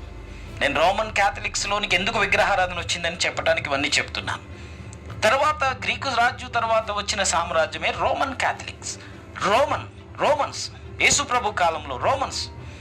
సో ఈ రోమన్స్ వీరు మరలా ఏవైతే చరిత్ర నుండి బొమ్మలు అయితే వచ్చాయో అవన్నీ మరలా వీరు ఆరాధించటం, ఇంకా కొందరు దేవుళ్ళను వారు యాడ్ చేయటం, ఇంకా ఆకాశంలో నక్షత్రాలను కనిపెట్టి కొత్త దేవుళ్ళను యాడ్ చేయటం ఏంటి. ఇంకా ఇప్పుడు మనం సండే, మండే, ట్యూస్డే ఇవి అంటున్నాం కదా, ఇవన్నీ గ్రహాలు, నక్షత్రాల పేర్లే. మరలా ఆ నక్షత్రాలకు వాళ్ళ పేర్లు పెట్టుకున్నారు. నా పేరు ఇది, నేను నక్షత్రం అని గొప్ప కోసం నక్షత్రాల పేర్లు వాళ్ళు పెట్టుకుంటూ, ఇలాగూ ఆకాశంలో నక్షత్రాల యొక్క ఆ సన్ ఆరాధించే దినం సండేగా, మూన్ ఆరాధించే దినం మండేగా, ఇలాగా ఒక్కొక్క గ్రహాలు నక్షత్రాల పేర్లే వీటన్నిటికీ పెట్టి మొత్తం దినచర్యలో భాగంగా మనం వాటిని బట్టి ఆధారపడాలనే రీతిగా మన జీవన శైలిలో మార్పులు తీసుకొచ్చేసారు. సో ఇటు రీతిగా ఈ రోమన్ పరిపాలన అంతా కూడా పోయిన తర్వాత గోత్స్ అనేవారు ఈ రోమన్ సామ్రాజ్యాన్ని నాశనం చేశారు. పడిపోయింది రోమన్ సామ్రాజ్యం. పడిపోయినప్పుడు ఈ రోమన్స్కి ఆర్థికంగా ఎలాంటి లాభాలు లేని సమయంలో అప్పటికే కాన్స్టంటైన్ అనే చక్రవర్తి యేసుక్రీస్తు ప్రభుని నమ్మిన కారణంగా ఒక ప్రాముఖ్యమైన పని జరిగింది కాన్స్టంటైన్ సమయంలో. అదేంటంటే ప్రపంచ దేశాలలో ఉన్న రోమన్ దేవాలయాల్లో ఉన్న విగ్రహాలన్నీ తీయించేసి యేసు ప్రభుని నమ్మే ఆరాధన స్థలాలుగా ఆర్డర్ జారీ చేశాడు. అయితే ప్రపంచ దేశాల్లో ఉన్న ప్రజలు ఇంతకుముందు విగ్రహాలు కలిగిన ఆలయాల్లోనికి వెళ్ళారు. ఇప్పుడు ఆ విగ్రహాలు ఏమీ కూడా ఆలయాల్లో లేవు. ప్రజలందరూ అడగటం ప్రారంభించారు, మీరు యేసు ప్రభు గురించి చెప్తున్నారు కదా, యేసు ప్రభు గురించి చెప్తున్నప్పుడు ఇక్కడ విగ్రహాలు లేవేంటి, మరి యేసు ప్రభు ఎలా ఉంటాడు మాకని అడిగేవారు. ఇదంతా కూడా 330 సంవత్సరం తర్వాత కాలంలో క్రీస్తు శకం. కాబట్టి యేసుక్రీస్తు ప్రభువుని ఎలా ఉంటాడో ఏంటో చెప్పడానికి మరలా ప్రజలు, అంటే ఈ రోమన్ క్యాథలిక్స్, వారికి అర్థమవటానికి విగ్రహాలు చేయటం ప్రారంభించారు. ఇలాగూ ఆలయాలన్నీ కూడా యేసు ప్రభు పుట్టింది మొదలుకొని చనిపోయి తిరిగి లేపబడటం, ఇవన్నీ చిత్రపటాలు, బొమ్మలు, రూపురేఖలతో మళ్ళీ ఆలయాలన్నీ నిండిపోయినాయి. ఇక ప్రజలందరూ రావటం, బొమ్మలు చూపించి ఇదిగో యేసు ప్రభు వచ్చాడు, పుట్టాడు, చనిపోయాడని, ఇలాగ మరలా విగ్రహారాధన అనేది రోమన్ క్యాథలిక్స్ ద్వారా సంఘాల్లోనికి వచ్చేసింది. ఇలా వచ్చిన ఈ యొక్క విగ్రహారాధన అనేది వ్యాపారంగా మారిపోయింది కొన్ని రోజుల తర్వాత. ఇదిగో ఇది యోసేపు వడ్రంగివాడు కదా, వడ్రంగివాడుగా ఉన్న యోసేపు ఉపయోగించిన ఉలి, సుత్తి అని చెప్పడం, పాత వస్తువులను తీసుకొచ్చి సంఘాల్లో వేలం వేసి డబ్బులు సంపాదించడం. ఎందుకు? రోమన్ గవర్నమెంట్ పడిపోయింది. రోమన్ గవర్నమెంట్ పడిపోయినందుకు ఆర్థిక లావాదేవీలు ఏమీ లేవు, డబ్బులు వచ్చే పరిస్థితి లేదు. కాబట్టి మళ్ళా ఈ రోమన్స్ ఈ చర్చెస్ మీద కేంద్రంగా మళ్ళా డబ్బులు సంపాదించే ఉద్దేశంతో నువ్వు ఎక్కువ పాపం చేస్తే ఎక్కువ దేవునికి కానుక వేయాలని, మరియమ్మ వెంట్రుక అని, మరియమ్మ గోరు అని. అబ్బా, ఒక్కటి కాదు, మీరు ఒకసారి సంఘ చరిత్ర రిఫార్మేషన్ హిస్టరీ అని ఉంటుంది. అసలు Martin Luther, Zwingli, John kelvin అనేవారు ఈ రోమన్ క్యాథలిక్స్కి వ్యతిరేకంగా ఫైట్ చేశారు 1600 సంవత్సరంలో. ఎందుకు వారు ఫైట్ చేశారు, ఎందుకు వాళ్ళు ప్రాణాన్ని పణంగా పెట్టి ఈ రిఫార్మేషన్ కలుగు చేశారు అనేది ఒకసారి సంఘ చరిత్ర మీరు చూడండి. అలాగూ ఈ రోమన్ బంధకాలలో సంఘం ఉండిపోతే సంఖ్యల పుస్తకం అనేవారు ఈ బైబిల్ని, సంఖ్యల పుస్తకం. ఎందుకంటే అపాయింట్ చేయబడిన ఫాదరో పోపో చదివితేనే కానీ ప్రజలకు ఎవ్వరికి వాస్తవాలు తెలిసేవి కాదు, సంఖ్యల పుస్తకం అనేవారు. జాన్ గుటెన్బర్గ్ తర్వాత కాలంలో ప్రింటింగ్ మిషన్ కనిపెట్టిన తర్వాత ఫస్ట్ ముద్రించిన గ్రంథం కూడా బైబిలే. అప్పుడు అందరి చేతుల్లోనికి బైబిల్ గ్రంథం వచ్చింది, వాస్తవాల తర్వాత తెలిసాయి. అప్పటి వరకు ఎంతగా రోమన్ క్యాథలిక్స్ మరి ఎంతగా ప్రభావితం చేశారు చరిత్రలో, ఇవన్నీ వాస్తవాలే. అనేక మందిని ఇనుప కుర్చీల్లో కట్టేశారు, మంట పెట్టారు, ఆ ఇనుప కుర్చీల్లో ఆర్తనాదాలు చేసి చాలామంది చనిపోయారు, తారు పోశారు, చంపేశారు. మా సిద్ధాంతాన్ని వ్యతిరేకిస్తే చంపేస్తామని అనేక మంది హతసాక్షులు అయిపోయారు చరిత్రలో. ఇవన్నీ కూడా ఈ రిఫార్మేషన్ హిస్టరీలో మనకు అర్థమవుతూ ఉంటాయి. మార్టిన్ లూథర్ని కూడా చంపడానికి ప్రయత్నం చేస్తే ఇటు అటు పారిపోయి సువార్త అనేది విశ్వాసం ద్వారా రక్షణ వస్తుంది కానీ ఇలాంటి క్రియలు పాటించడం బట్టి కాదు అని మార్టిన్ లూథర్ ప్రపంచానికి తెలియజేశాడు. అందుకే ఈ Martin Luther, Zwingli, John Calvin వీళ్ళందరూ ప్రొటెస్టెంట్స్ క్రిస్టియన్స్. అదే కాలంలో వచ్చిన John Wesley Methodist churches founder. ఇవన్నీ రిఫార్మ్డ్ చేయబడిన చర్చెస్ అంటారు. ఈ రిఫార్మ్డ్ చేయబడిన ఈ చర్చెస్ ఏంటంటే విశ్వాసం ద్వారా రక్షణ అని నమ్మే సంఘాలు ఇవన్నీ. ఇక మిగిలినవి విశ్వాసం అలాగే క్రియలు కూడా ఉండాలి. ఆ క్రియలు మనం చేసిన పాపానికి మనం వెల చెల్లించాలి కానుక రూపంలో అని ఇలాగూ రకరకాల విశ్వాసాలు ప్రపంచానికి రోమన్ క్యాథలిక్స్ ద్వారా వచ్చేసాయి. ఇప్పటికీ మన చుట్టూ ఉన్నాయి. క్రియారూపకంగానే ఏదన్నా దేవుడికి ఇస్తే అప్పుడు అమ్మయ్య నెమ్మది, మనశ్శాంతి, తృప్తి అంటాం కదా, దాన్ని బాగా క్యాష్ చేసుకున్నారు. క్రియారూపకంగా ఏదో దేవుడికి ఇచ్చినట్టు కనబడాలి, ఇచ్చినందుకు ఏదో పాపం క్షమించబడినట్టు అనుకోవాలంటే రోమన్ క్యాథలిక్స్ బిలీవ్స్ బాగా నచ్చితే అందరికీ ఇది ఉంటే మంచిదని ఇప్పటికీ రోమన్ క్యాథలిక్స్ ఒక మేరీ మాతకు ఒక శారీ కట్టడం అది మీ ఇంట్లో ఉంటే మంచిదని చెప్పడం, ఉదయాన్నే వేలం పాటలో అది చాలా వేల రూపాయలకు అమ్ముడుపోవటం, ఈ యొక్క తాడు మీ ఇంట్లో ఉంటే మంచిది అని చెప్పడం, మీరు పుణ్యక్షేత్రానికి ఒకసారి మొక్కుకుంటే మంచిది అని చెప్పడం, అక్కడికి వెళ్ళి తల వెంట్రుకలు గీయించుకునే వాళ్ళు కూడా ఉన్నారు. తల వెంట్రుకలు ఈవెన్ ప్రొటెస్టెంట్స్లో కూడా ఈ విషయాలు తెలియక ఒక ప్రాంతం పుణ్యక్షేత్రంగా భావించటం, అక్కడికి వెళ్తే మొక్కుకుంటే ఏదో మంచి జరుగుతుంది, ఎగ్జామ్లో పాస్ అవుతామనో, లేకపోతే వ్యాపారంలో లాభం వస్తుందనో, లేకపోతే ఇంకేదో ప్రయత్నం సఫలమవుతుందనో, తల వెంట్రుకలను నీలాలో అర్పిస్తున్నాము మేరీ మాతకి అనటం, అక్కడ నుండి వస్తున్నప్పుడు మెల్లో సిలువలు, ఉంగరాలు అన్ని సిలువలు. బైబిల్ వీటన్నిటిని వ్యతిరేకిస్తుంది. దేవుణ్ణి ఏ చిత్రపటంగా మనం మార్చడానికి వీల్లేదు. ఇంటిలో యేసుప్రభు బొమ్మలు పెట్టుకోవడం, మేరీ మాత బొమ్మలు పెట్టుకోవడం, ఇంకా దాని దగ్గర అగరత్తులు పెట్టడం, కొబ్బరికాయలు కొట్టడం, పూజలు చేయటం, ఇవన్నీ క్రైస్తవ్యంలోనికి వచ్చేసినాయి. లేదా సమరయ స్త్రీతో యేసుప్రభు మాట్లాడుతున్నప్పుడు ఏమన్నాడు? యోహాను సువార్త 4:24 ఆ సమరయ స్త్రీ కూడా ఇదే పని చేస్తుంది. 5 పెనిమిట్లు ఉన్నారు, ఇంకొక పెనిమిటిని పిలువు, 6వ వాడు కూడా ఉన్నాడు కదా అని అంటున్నప్పుడు ఎవరు ఆ పెనిమిట్లు? ఆమె సృష్టికర్త నా భర్త అనే భావనతో ఆకాశంలో ఉన్న నక్షత్రాలను చూసి విగ్రహాలు తయారు చేయటం మొదలుపెట్టింది. ఇంటిలో ఎవరికి తెలియదు అది. దేవుడు ఇలా ఉంటాడు అలా ఉంటాడని చెప్పి విగ్రహాలు తయారు చేసి దేవుణ్ణి ఆరాధించటం, పూజలు చేయటం మొదలెట్టింది. ఈ సమరయ స్త్రీకి ఎలా వచ్చింది అనుకుంటున్నారా? ఈ సమరయులు అప్పటి నుండి కూడా ఉన్నారు, చరిత్ర నుండి ఉన్నారు. ఈ సమరయులు చరిత్ర నుండి ఉన్నారు.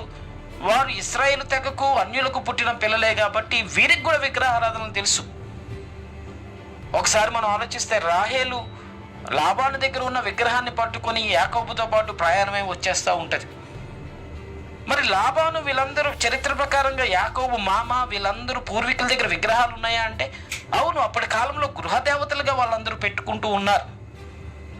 అలా గృహదేవతగా ఉన్నదాన్ని రాహేలు తీసుకురావటం, మరలా లాబాను వచ్చి ఆ గొడవ పెట్టుకుని మరలా విగ్రహం ఇలాగూ ఇలా విగ్రహాలు అనేవి అప్పటి నుండి సమరయులకు కూడా ఆ అనుభవాలు ఉన్నాయి. అందుకు విగ్రహాలు చేసుకోవటం, ఈ సమరయ స్త్రీ దేవునిగా ఆరాధించడం చేస్తుంటే ఆమె ఆత్మ సంబంధమైన దప్పిక తీర్చడం కొరకే అక్కడ మాట్లాడాడు. ఆమె వేష కాదు, ఆత్మ సంబంధమైన దప్పిక ఏంటంటే నిజమైన దేవుడు ఇలా ఉంటాడు అలా ఉంటాడు అనుకుంటుంది. తృప్తి లేదు, ఇంకొక రూపం చేస్తుంది. 5 రూపాయలు అయిపోయింది, తృప్తి లేదు. 6వ రూపం చేసింది, తృప్తి లేదు. ఎవరబ్బా నిజమైన దేవుడు అనుకుంటూ ఉన్న సందర్భంలో యథార్థంగా తండ్రిని ఆరాధించే కాలం ఒకటి వస్తుందమ్మా. దేవుడు ఆత్మ, దేవుడు ఆత్మ కనుక సత్యముగా దేవుణ్ణి ఆరాధించాలి. నీ ఆలోచనలో బొమ్మగా చేయొద్దు. దేవుడు ఇలా ఉంటాడేమో అని మట్టితోనో పదార్థంతోనో దేవుణ్ణి బొమ్మగా చేయొద్దు. దేవుడు ఆత్మ, ఆయన అన్ని చోట్ల ఉంటాడు.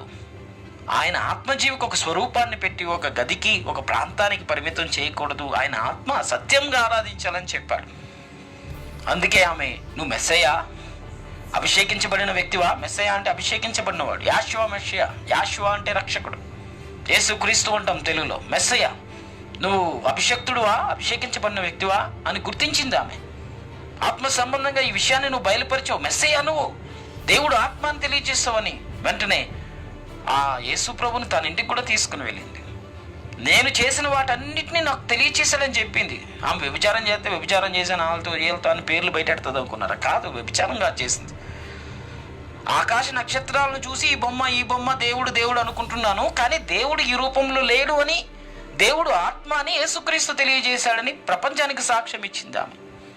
ఆ గ్రామంలో సమరయ పట్టణంలో ఉన్న వాళ్ళందరూ మారు మనసు పొందడానికి కారణమైంది సమరయ స్త్రీ.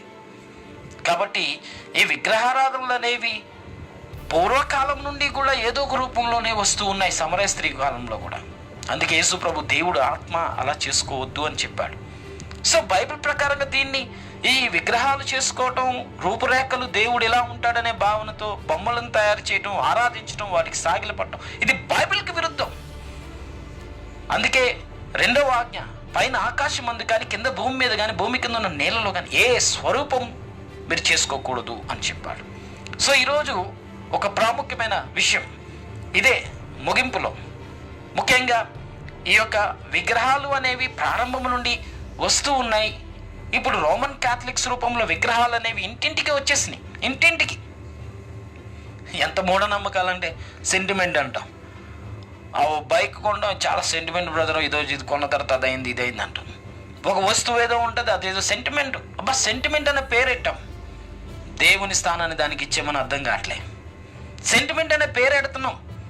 మన ఇంట్లో ఏదో ఒక మూల విశ్వాసం దేనికో మనం కట్టబెట్టాం, తాకట్టు పెట్టేసాం మన విశ్వాసాలు. ఆ వస్తువు, ఈ వస్తువు, ఇది అది, సెంటిమెంట్లు. సిలువలాగా కళ్ళకద్దుకోవటాలు, వస్తువులు, దానికి సాగిల పట్టడం, బొమ్మలు పెట్టుకోవడం, అది ప్రార్థన గది. ఎవడు పెట్టమన్నాడు బొమ్మలు? దేవుడు ఆత్మ అని బైబిల్ చెప్తుంది. దేవుడు ఆత్మ అని చెప్తుంది. దేవుణ్ణి బొమ్మగా చేయటానికి వీల్లేదు. ఇలాంటి నమ్మికలు, ఈ లోక సంబంధమైన ఆచారాలు ఈ సంఘాల్లోనికి విస్తరించేసినాయి.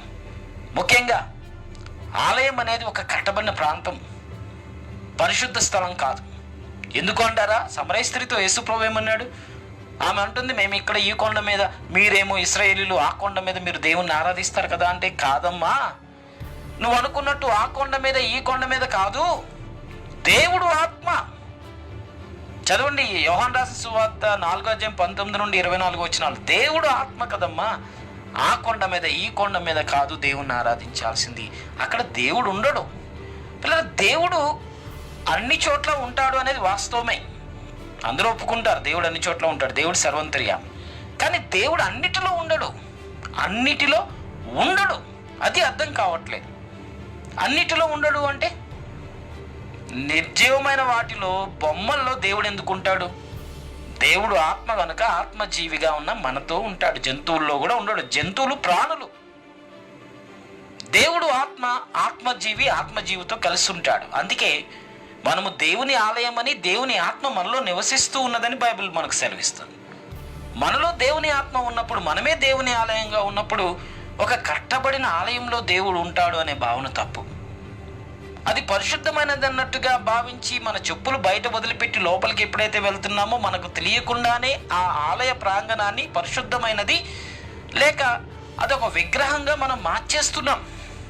అందరూ కింద కూర్చున్నప్పుడు జోలు సాంప్రదాయ ప్రకారంగా సంస్కారం బట్టి బయట పెడితే పర్వాలేదు, తప్పులేదు. కానీ ఆ దేవాలయమే దేవుడు ఉండే స్థలముగా భావించి దానికి మర్యాద ఇచ్చి ఘనత ఇచ్చి ఇది పరిశుద్ధ స్థలం అని భావిస్తే మాత్రం అది తప్పు. ఎందుకంటే ఈ భూమి మీద ఎక్కడా దేవుడు నివసించడు, వస్తువుల్లో నివసించడు. నిజమైన విశ్వాసులకు ఇతరులకు మధ్య ఉన్న వ్యత్యాసం అదే. మిగిలిన వాళ్ళు ఏమంటారు? దేవుడు అన్నిటిలో ఉన్నాడు, నక్షత్రాల్లో దేవుడు ఉన్నాడు, ఈ వస్తువుల్లో దేవుడు ఉన్నాడు, ఈ బొమ్మల్లో దేవుడు ఉన్నాడు, ఈ భూమిలో దేవుడు ఉన్నాడు, ఈ చెట్టులో దేవుడు ఉన్నాడు, గాల్లో దేవుడు ఉన్నాడు, ఈ నీళ్ళలో దేవుడు ఉన్నాడు.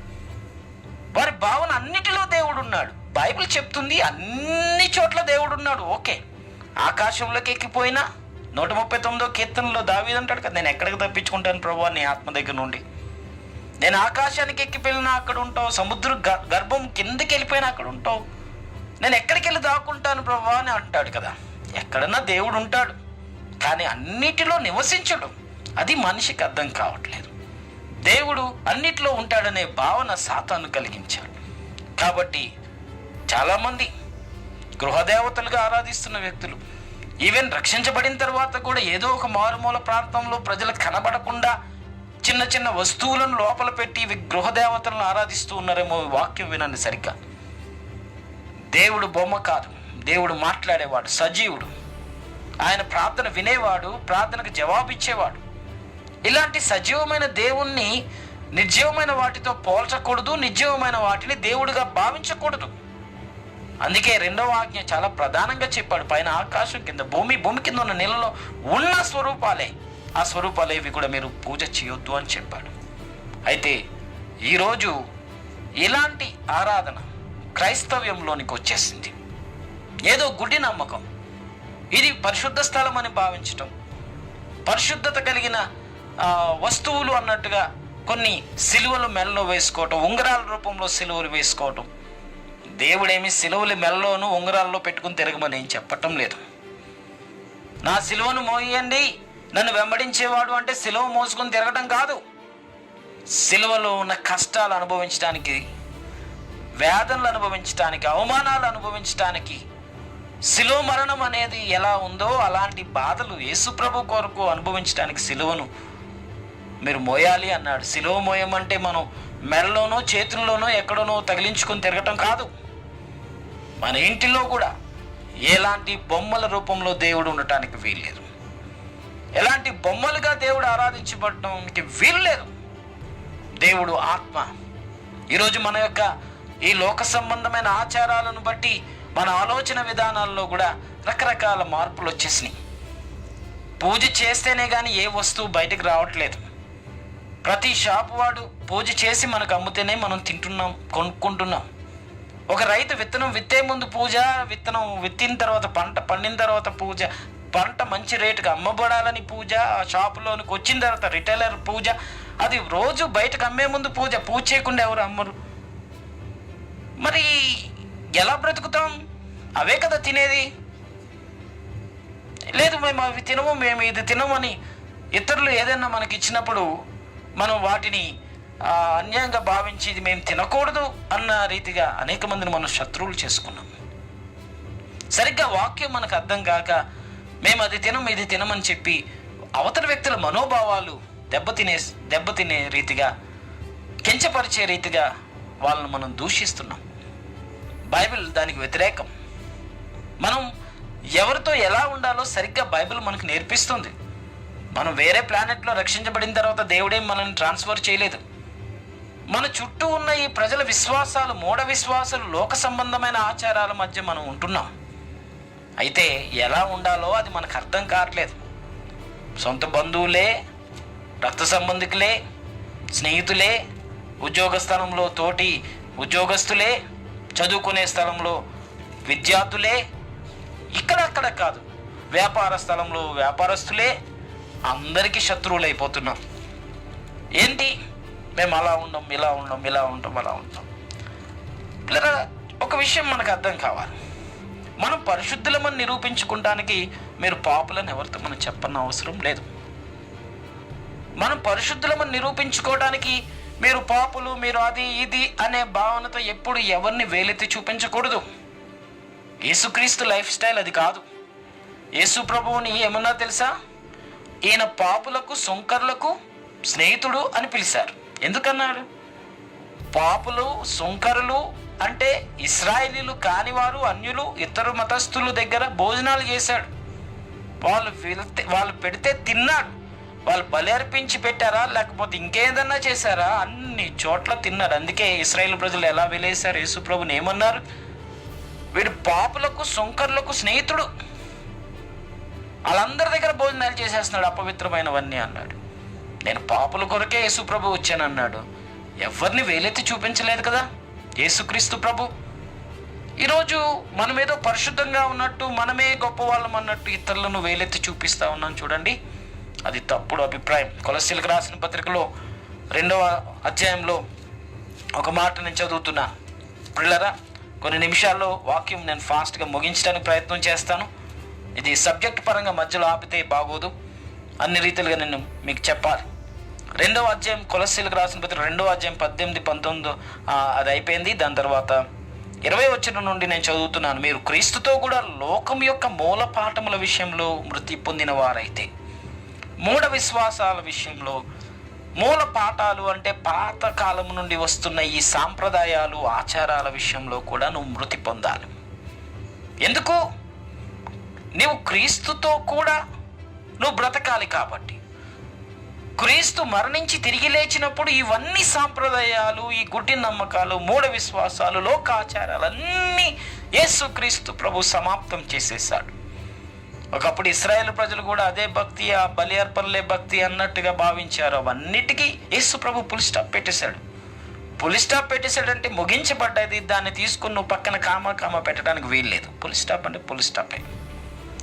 సో ఈ లోక సంబంధమైన వాటన్నిటినీ, సిద్ధాంతాలు అన్నీ ఎలాంటివి? అవి మనుషుల ఆజ్ఞలు. ఇలా ఉండాలి, అలా ఉండాలి, అబ్బా ఈ రాశులు అలా ఉండాలి, ఈ గ్రహణం అప్పుడు ఇలా ఉండాలి, ఈ జ్యోతిష్యం బట్టి అలా ఉండాలి, ఈ ఉంగరం ధరించాలి, ఈ మెడలో ఈ యొక్క మాల వేసుకోవాలి, ఈ తాయెత్తు కట్టుకోవాలి. మనుషుల ఆజ్ఞలు ఎలా ఉంటాయి? లోక సంబంధంగా ఇది నువ్వు ధరించుకోవాలి, ఇది లేకపోతే మీ ఇంట్లో లేకపోతే నీకు కీడు వస్తుంది. ఎన్ని రకాలుగా ఆజ్ఞాపిస్తారు ఏకంగా. చచ్చిపోతే ఒకరి ఇంట్లో ఎవరైనా చచ్చిపోతే నువ్వు గుండు గీయించుకోవాలి, నువ్వు వస్త్రా, నువ్వు ఏమంటారు, చనిపోతే విధవగా నువ్వు తయారవ్వాల్సిందే. ఎవరు చెప్పారు వాక్యంలో? ఎవరు చెప్పారు? చుట్టూ ఉన్న ప్రజలు ఆజ్ఞాపిస్తున్నారు.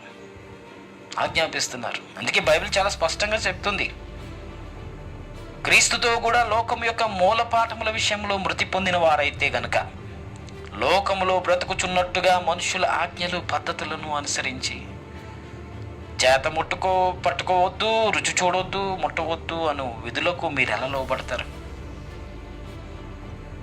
అవన్నీ ఎలా పాటిస్తారు మీరు? ఇది ముట్టుకోవద్దు, అది ముట్టుకోవద్దు, ఇది అపవిత్రం, ఇది మైలు అని. ఎవరన్నా చచ్చిపోయారంటే వాళ్ళ దగ్గరికి వెళ్తే కూడా మైలుగా భావిస్తూ ఉన్నాం. చనిపోయారంటే అదేదో కీడుగా భావిస్తూ ఉన్నాం. చచ్చిపోయారు మా ఇంట్లో కాబట్టి 1 year లోపల ఖచ్చితంగా ఏదో పెళ్ళి అయిపోవాలి, శుభకార్యం. ఎవడు చెప్పాడు నీకు? నువ్వు పోలేదు కాబట్టి ఇవన్నీ మాట్లాడుతున్నావు. పోతే ఇంక గొడవే ఉండదు.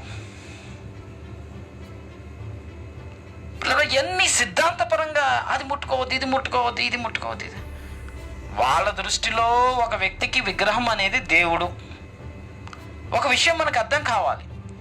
ఈ బైబిల్ ప్రకారంగా యేసు ప్రభు దేవుడు అని మనం ఎంత గట్టిగా నమ్ముతున్నామో, వాళ్ళ గ్రంథం ప్రకారంగా వాళ్ళు నమ్ముతున్న దేవుడు దేవుడే. వాళ్ళ గ్రంథం ప్రకారంగా, వాళ్ళ నమ్మిక ప్రకారంగా దేవుడే. మన గ్రంథం ప్రకారంగా, మనం నమ్ముతున్న ఈ బైబిల్ ప్రకారంగా మన దేవుడే దేవుడు అంటాం. వాళ్ళు కూడా అంతే. వాళ్ళు నమ్ముతున్న విశ్వాసం, వాళ్ళు నమ్ముతున్న మత గ్రంథం బట్టి వాళ్ళ దేవుడు ఎలాంటోడైనా నాకు దేవుడు అంటాడు. నువ్వు మీ దేవుడు మీ నిజమైన దేవుడు కాదని అనొద్దు, డిబేట్ పెట్టొద్దు. వాళ్ళ గ్రంథం ప్రకారంగా వాళ్ళ దేవుడు ఎలా ఉన్నా సరే మా దేవుడు అంటాడు. మన దేవుడు, మన బైబిల్ గ్రంథంలో ఉన్న దేవుడు ఎలా ఉన్నా సరే నా దేవుడు అంటాను నేను. ఇద్దరికి ఎలా తెగుతుంది? నా విశ్వాసం నాది, అతని విశ్వాసం అతనిది.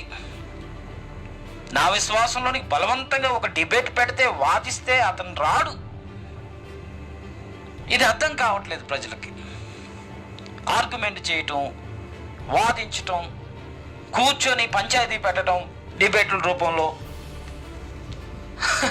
ఇవన్నీ కూడా వాక్యానుసారంగా ఆత్మ సంబంధమైన జ్ఞానం లేని వ్యక్తి దగ్గర ఏం మాట్లాడతాం మనం? ప్రకృతి సంబంధమైన ఆచారాలన్నీ దేవుడికి విరుద్ధమని బైబిల్ చెప్తుంది. మనం ఆత్మ సంబంధంగా తిరిగి జన్మించబడ్డాం, నూతన సృష్టి అయ్యాం. ఇది మన విశ్వాసం. ప్రకృతి సంబంధమైన విశ్వాసం కలిగిన వ్యక్తి దీనిని దేవుడు దానిని దేవుడని భావిస్తుంటుంటే ఆత్మ సంబంధంగా నమ్ముతున్న మనం ఎలా వాళ్ళని ఒప్పింపచేస్తాం? ఈ విషయాలు నేను చెబుతాను. ఈ విషయాలు నేను చెప్పి ముగిస్తాను.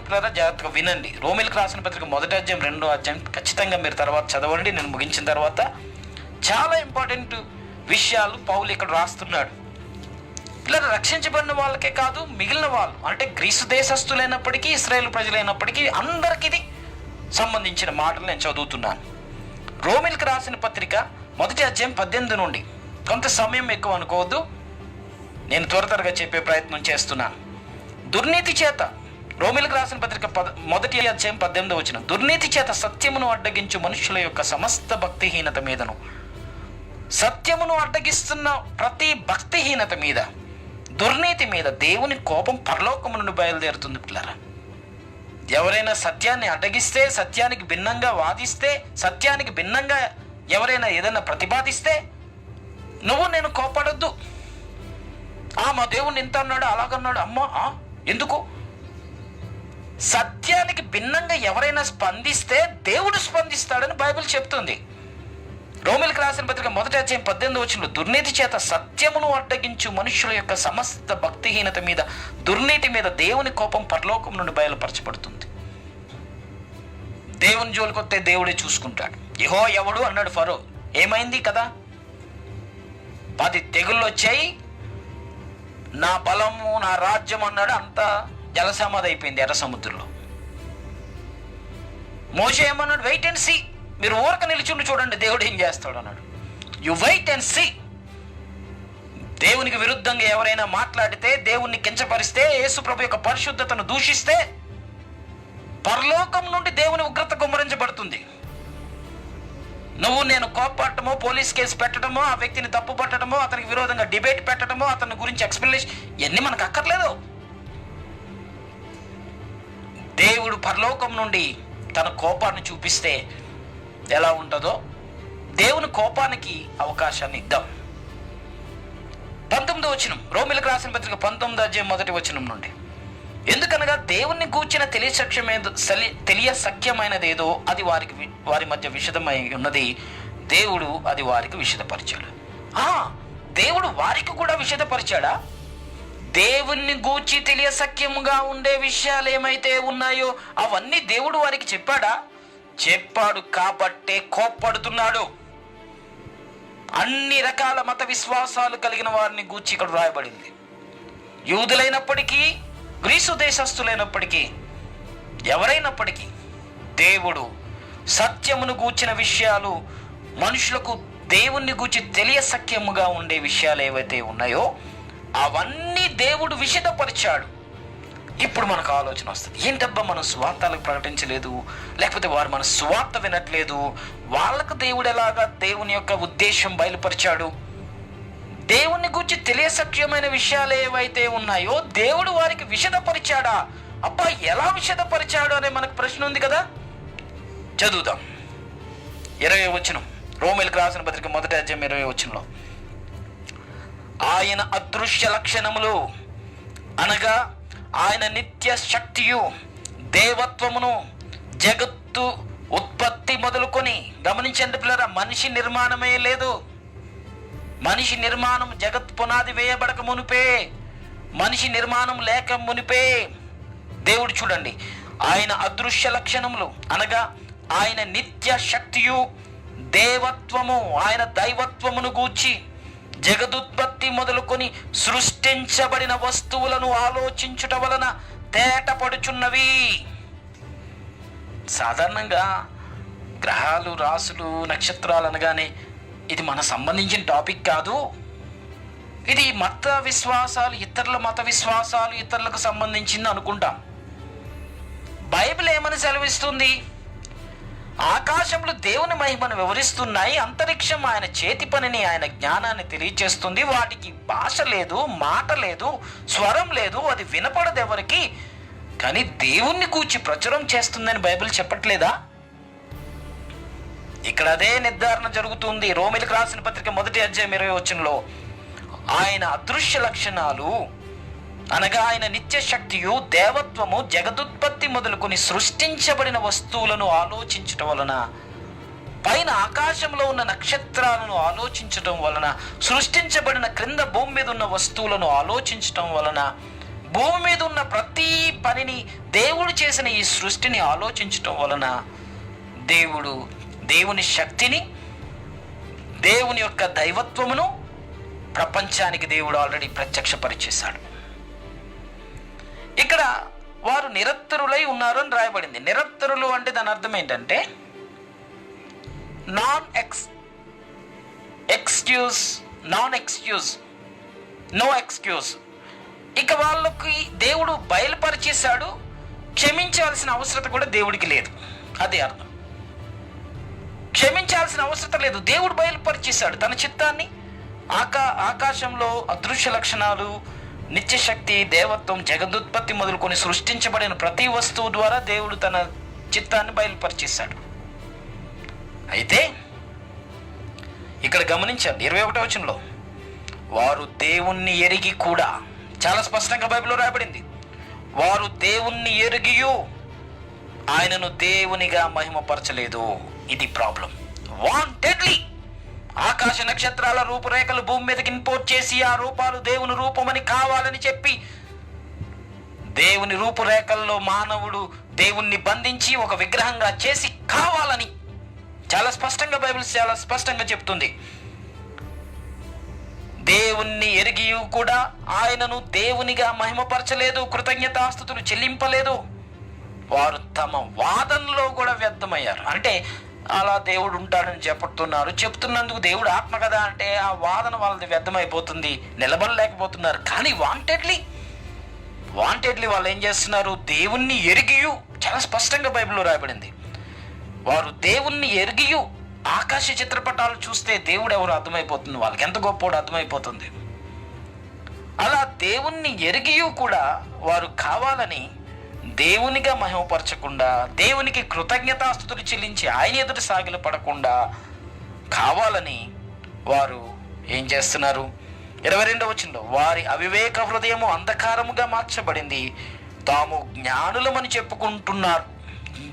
నేను ఇది కనిపెట్టాను, ఈ రూపం ఆకాశంలో కనిపెట్టాను, ఆ రూపం ఆకాశంలో కనిపెట్టాను, నేను ఇంత జ్ఞానవంతుడనని చెప్పుకోవటానికి, నేను ఒక చరిత్ర పురుషుణ్ణి, నేను ఒక దైవ జ్ఞానాన్ని బోధిస్తున్నాను, నేను ఒక విషయాన్ని ప్రతిపాదిస్తూ ఉన్నాను, దేవుడు నాకు ఒక ప్రత్యక్షత ఇచ్చాడు, ఇలా రకరకాల అర్థాలు వచ్చే రీతిగా ఒక రూపం అనేది నేను కనిపెట్టాను, ఇదిగో నేను ప్రపంచానికి తెలియచేస్తున్నాను, దేవుడు అంటే ఇలా ఉంటున్నాడని ఒక్కొక్క వ్యక్తి ఒక్కొక్క రూపం దేవుని గురించి తెలియచేసి జ్ఞానవంతుడిగా పేరు తెచ్చుకోవటానికి, ఈ లోక సంబంధంగా దైవ సంబంధమైన విషయాలు తెలియచేస్తున్నాడు, ఇతను ఒక గొప్ప అవతార పురుషుడు, దేవుని సంబంధమైన దైవికత్వం కలిగిన వ్యక్తో, దేవదూతో అనే రీతిగా ప్రజలను నమ్మించడానికి, వారి జ్ఞానాన్ని ప్రదర్శించడానికంట ఆ జ్ఞానులమని చెప్పుకుంటూ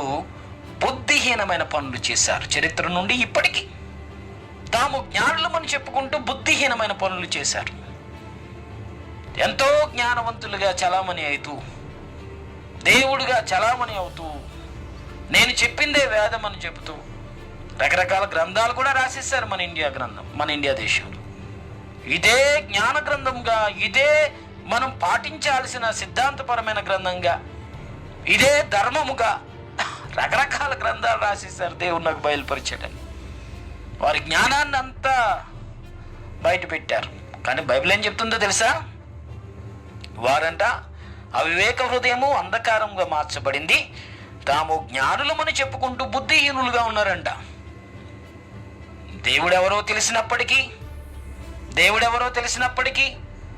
పిల్లరా, మీరు ఒక పుతోను అనే దయ్యం వెళ్ళగొడతాడు 19వ అధ్యాయం అపోస్తుల కార్యంలో.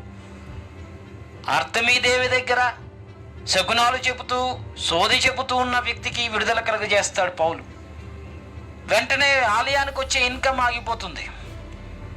అక్కడున్న వారందరూ కలిసి ఏమంటారో తెలుసా? పూజారులు, అక్కడున్న ఆలయ కమిటీ వచ్చి, ఇదిగో నువ్వు ఆ వ్యక్తికి దయ్యాన్ని వెళ్ళగొట్టేసినందుకు మాకు రావాల్సిన రాబడి ఆగిపోయింది, ఇక్కడ పూజలు ఆగిపోయినాయి, నీ వైపుకే జనాలు వచ్చేస్తున్నారని పౌలు మీద కంప్లైంట్ చేశారు, కేసు వేశారు. తెలుసా? ఈరోజు క్రైస్తవం మీద వ్యతిరేకత, క్రైస్తవుల్ని చంపాలనే కక్ష, ఇవన్నీ ఎందుకు వస్తున్నాయి? యేసుక్రీస్తు ప్రభు ఎక్కడ ప్రకటించబడుతున్నాడో అక్కడ ఆలయాలు మూతలు పడిపోతున్నాయి. ఒరిస్సా రాష్ట్రంలో దాడులు జరిగి అనేక ఆలయాలు కాల్చబడ్డాయని చరిత్రలో విన్నాం కదా. యేసుక్రీస్తు ప్రభు సువార్త వినబడిన ప్రతి చోట వాస్తవంలోనికి, చీకట్లో నుండి ప్రజలు ఆశ్చర్యకరమైన వెలుగులోనికి వస్తూ ఉన్నారు. ఇవన్నీ అజ్ఞానమైన పనులని, ఇవన్నీ నిరుపయోగమని, వీటి వల్ల ఎలాంటి లాభం లేదని ప్రజలు గుర్తిస్తూ ఉన్నారు. కాబట్టి భయపెట్టో, రిజర్వేషన్ కట్ చేసో, భయపెట్టో, ఏదో ఒక రీతిగా మరలా వెనక్కి మన సొంత ధర్మాన్ని వదిలిపెడితే, మన మతాన్ని వదిలిపెడితే తల్లిని వదిలిపెట్టినట్టే అనే భావన కలిగించి సెంటిమెంట్ డైలాగ్ కొట్టి నీ స్వధర్మాన్ని, నీ సొంత మతాన్ని వదిలిపెడితే నువ్వు తల్లినే వదిలిపెట్టేసినంత దౌర్భాగ్యుడు అవుతావు అని చెప్పి మభ్యపెట్టో, భయపెట్టో, కొట్టో, చంపో, ఏదన్నా చేసి ప్రజల్ని వారి వైపుకు తిప్పుకోవడానికి ప్రయత్నం చేస్తూ ఉన్నారు. ఒక్క విషయం మనం ఆలోచన చేయాలి.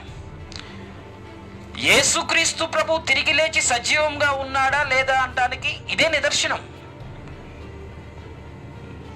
యేసు ప్రభువు కూడా బొమ్మే. యేసు ప్రభువులో జీవం లేదు, యేసు ప్రభు చనిపోయి తిరిగి లేవలేదు, యేసు ప్రభు నమ్మినందుకు ఎలాంటి ఉపయోగం లేదు అనే భావన వాళ్ళకి ఉంటే,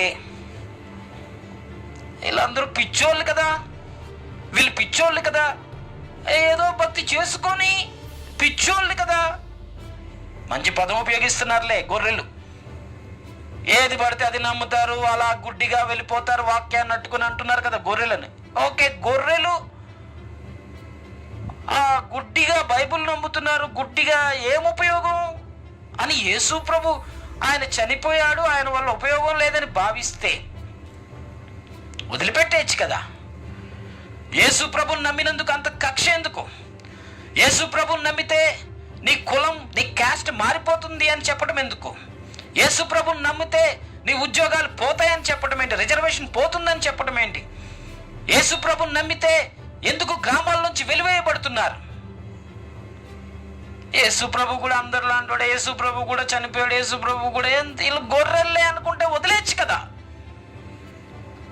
వారు చేస్తున్న ప్రతీకార దాడులు, వారు చేస్తున్న హత్యలు, వారు ఆరోపిస్తున్న నిందలు, వాక్యానికి భిన్నంగా వారు పలుకుతున్న ప్రతి మాట ఏమని రుజువు చేస్తుందో తెలుసా? యేసు ప్రభు సజీవుడు అని రుజువు చేస్తుంది. యేసు ప్రభు సజీవుడిని రుజువు చేస్తుంది. ఆయన బతికే ఉన్నాడు రా బాబు, ఆయన బతికే ఉన్నాడు. ఆయన ఇప్పుడు ప్రజలందరినీ తన వైపుకు తిప్పుకొని వెళ్ళిపోతున్నాడు.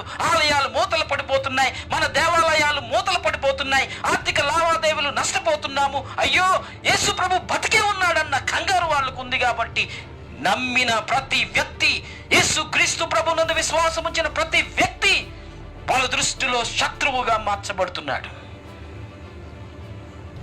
దేవుడు బ్రతికే ఉన్నాడు వాళ్ళ ఆలోచనలో. యేసు ప్రభు సజీవుడే. అందుకే యేసు ప్రభుని నమ్మిన వ్యక్తి శత్రువు. సాధారణంగా పగ, కోపం అనేది ఒక వ్యక్తి చచ్చిపోయేంత వరకు ఉంటుంది. ఆ వ్యక్తి చచ్చిపోయాడులే, ఎందుకు వచ్చింది పగ అనుకుంటాం. యేసు ప్రభు చచ్చిపోయాడులే అనుకుంటే ఎందుకు వచ్చింది పగ అనుకుంటారు. యేసు ప్రభు బ్రతికే ఉన్నాడు, అందుకే పగ. యేసు ప్రభు సజీవుడు, అందుకే కోపం. కాబట్టి మన శ్రమల్లో కూడా దేవుని స్తుతిద్దాం, వారు ఆరోపిస్తున్న నిందల్లో కూడా దేవుని మహిమపరుద్దాం. జనులు మిమ్మును గూర్చి నిందించి హింసించి మీ మీద చెడ్డ మాటలు పలుకుతున్నప్పుడెల్లా మీరు ధన్యులు, పరలోక రాజ్యంలో మీ ఫలం అధికమైపోతుంది. దేవుడు గొప్ప ఆధిక్యత ఇచ్చాడు మనకి. యేసు ప్రభుని నమ్మిన మనకు చాలా గొప్ప ఆధిక్యత ఇచ్చాడు. వారు కావాలనే చేస్తున్నారు, తెలిసి దేవుణ్ణి ఎరిగియు దేవుణ్ణి మహిమపరచకుండా రకరకాల రూపురేఖలు ప్రమోట్ చేస్తున్నారు. ఈ రోమిలకు రాసిన పత్రిక 1వ అధ్యాయంలో పిల్లలు గమనించండి ఎలా చేస్తున్నారో. 23వ వచనం నేను చదువుతున్నాను. వారు అక్షయుడు వాడబారని వాడు మహిమ కలిగిన దేవుణ్ణి, అక్షయుడగు దేవుని మహిమను క్షయమగు మనుష్యుల యొక్కయు, రేపో మాపో చచ్చిపోయే మనుషుల యొక్కయు, క్షయమయ్యే మనుషుల యొక్కయు, పక్షుల యొక్కయు, చతుష్పాద జంతువుల యొక్కయు. చతుష్పాదం అంటే 4 కాళ్ళు కలిగిన జీవులు. చతుష్పాద జంతువుల యొక్కయు, పురుగుల యొక్కయు ప్రతిమా స్వరూపముగా మారుస్తున్నారు. కావాలని గమనించండి. రోమిలకు రాసిన పత్రిక 1వ అధ్యాయం 19వ వచనంలో దేవుణ్ణి గూర్చి తెలియశక్యమైనదేదో దేవుడు వారికి విశదపరిచాడు. ఆకాశ నక్షత్రాలన్నిటినీ అరేంజ్ చేసి దేవుని యొక్క ప్రణాళిక ఆది నుండి దేవుడు అందరికీ బయలుపరిచాడు. అందుకే జోడియాక్నే వారు చిత్రపటాలుగా గీసి పడేశారు ఆకాశ నక్షత్రాలను గూర్చి. ఆకాశ నక్షత్రాలలో దేవుని యొక్క ప్రణాళిక ఉంది. ఆయన ఈ లోకంలోనికి రాబోతున్న రక్షకుడని అవన్నీ ఎరిగారు. ఆ చిత్రపటాలన్నీ గీశారు. కానీ వాటన్నిటిని దేవుళ్ళుగా ప్రమోట్ చేస్తున్నారు. అదే ఇక్కడ రాయబడింది. అక్షయుడకు దేవుని మహిమయు, అక్షయమగు మనుషుల మహిమను, అక్షయుడకు దేవుని మహిమను క్షయమగు మనుషుల యొక్కయు, పక్షుల యొక్కయు, చతుష్పాద జంతువుల యొక్కయు, పురుగుల యొక్కయు ప్రతిమా స్వరూపాలుగా మార్చేసి దేవుడు అంటున్నారు కావాలని. సో దేవుడు అందుకు ఎలాంటి శిక్షలు వారికి ఇచ్చాడు, ఎలాంటి భయంకరమైన శిక్ష వాళ్లకు ఇచ్చాడు అనేది 26వ వచనం నుండి మీరు తర్వాత చదువుకోండి. వారందరినీ సహజ ధర్మం అంటే, మోరల్ వాల్యూస్ అంటే ఏంటో తెలియని స్థితికే అక్రమంగా వాళ్ళని దేవుడు వాళ్ళని అప్పగించేశాడు. కావాలని, అజ్ఞానంగా, కావాలని మేమే జ్ఞానాన్ని బోధిస్తున్నామని చెప్పినందుకు వారందరినీ స్వాభావికమైన ధర్మాన్ని విరిచే రీతిగా పాపులుగా, ఇంకా ఆ వ్యవస్థలో ఎంత నీచమైన అట్టడుగు స్థితి ఉందో అక్కడ దాకా వాళ్ళని తీసుకెళ్ళిపోయాడు దేవుడు. కాబట్టి అవన్నీ తర్వాత వచనాల్లోనే, నేను చదవట్లేదు, సమయం లేదు.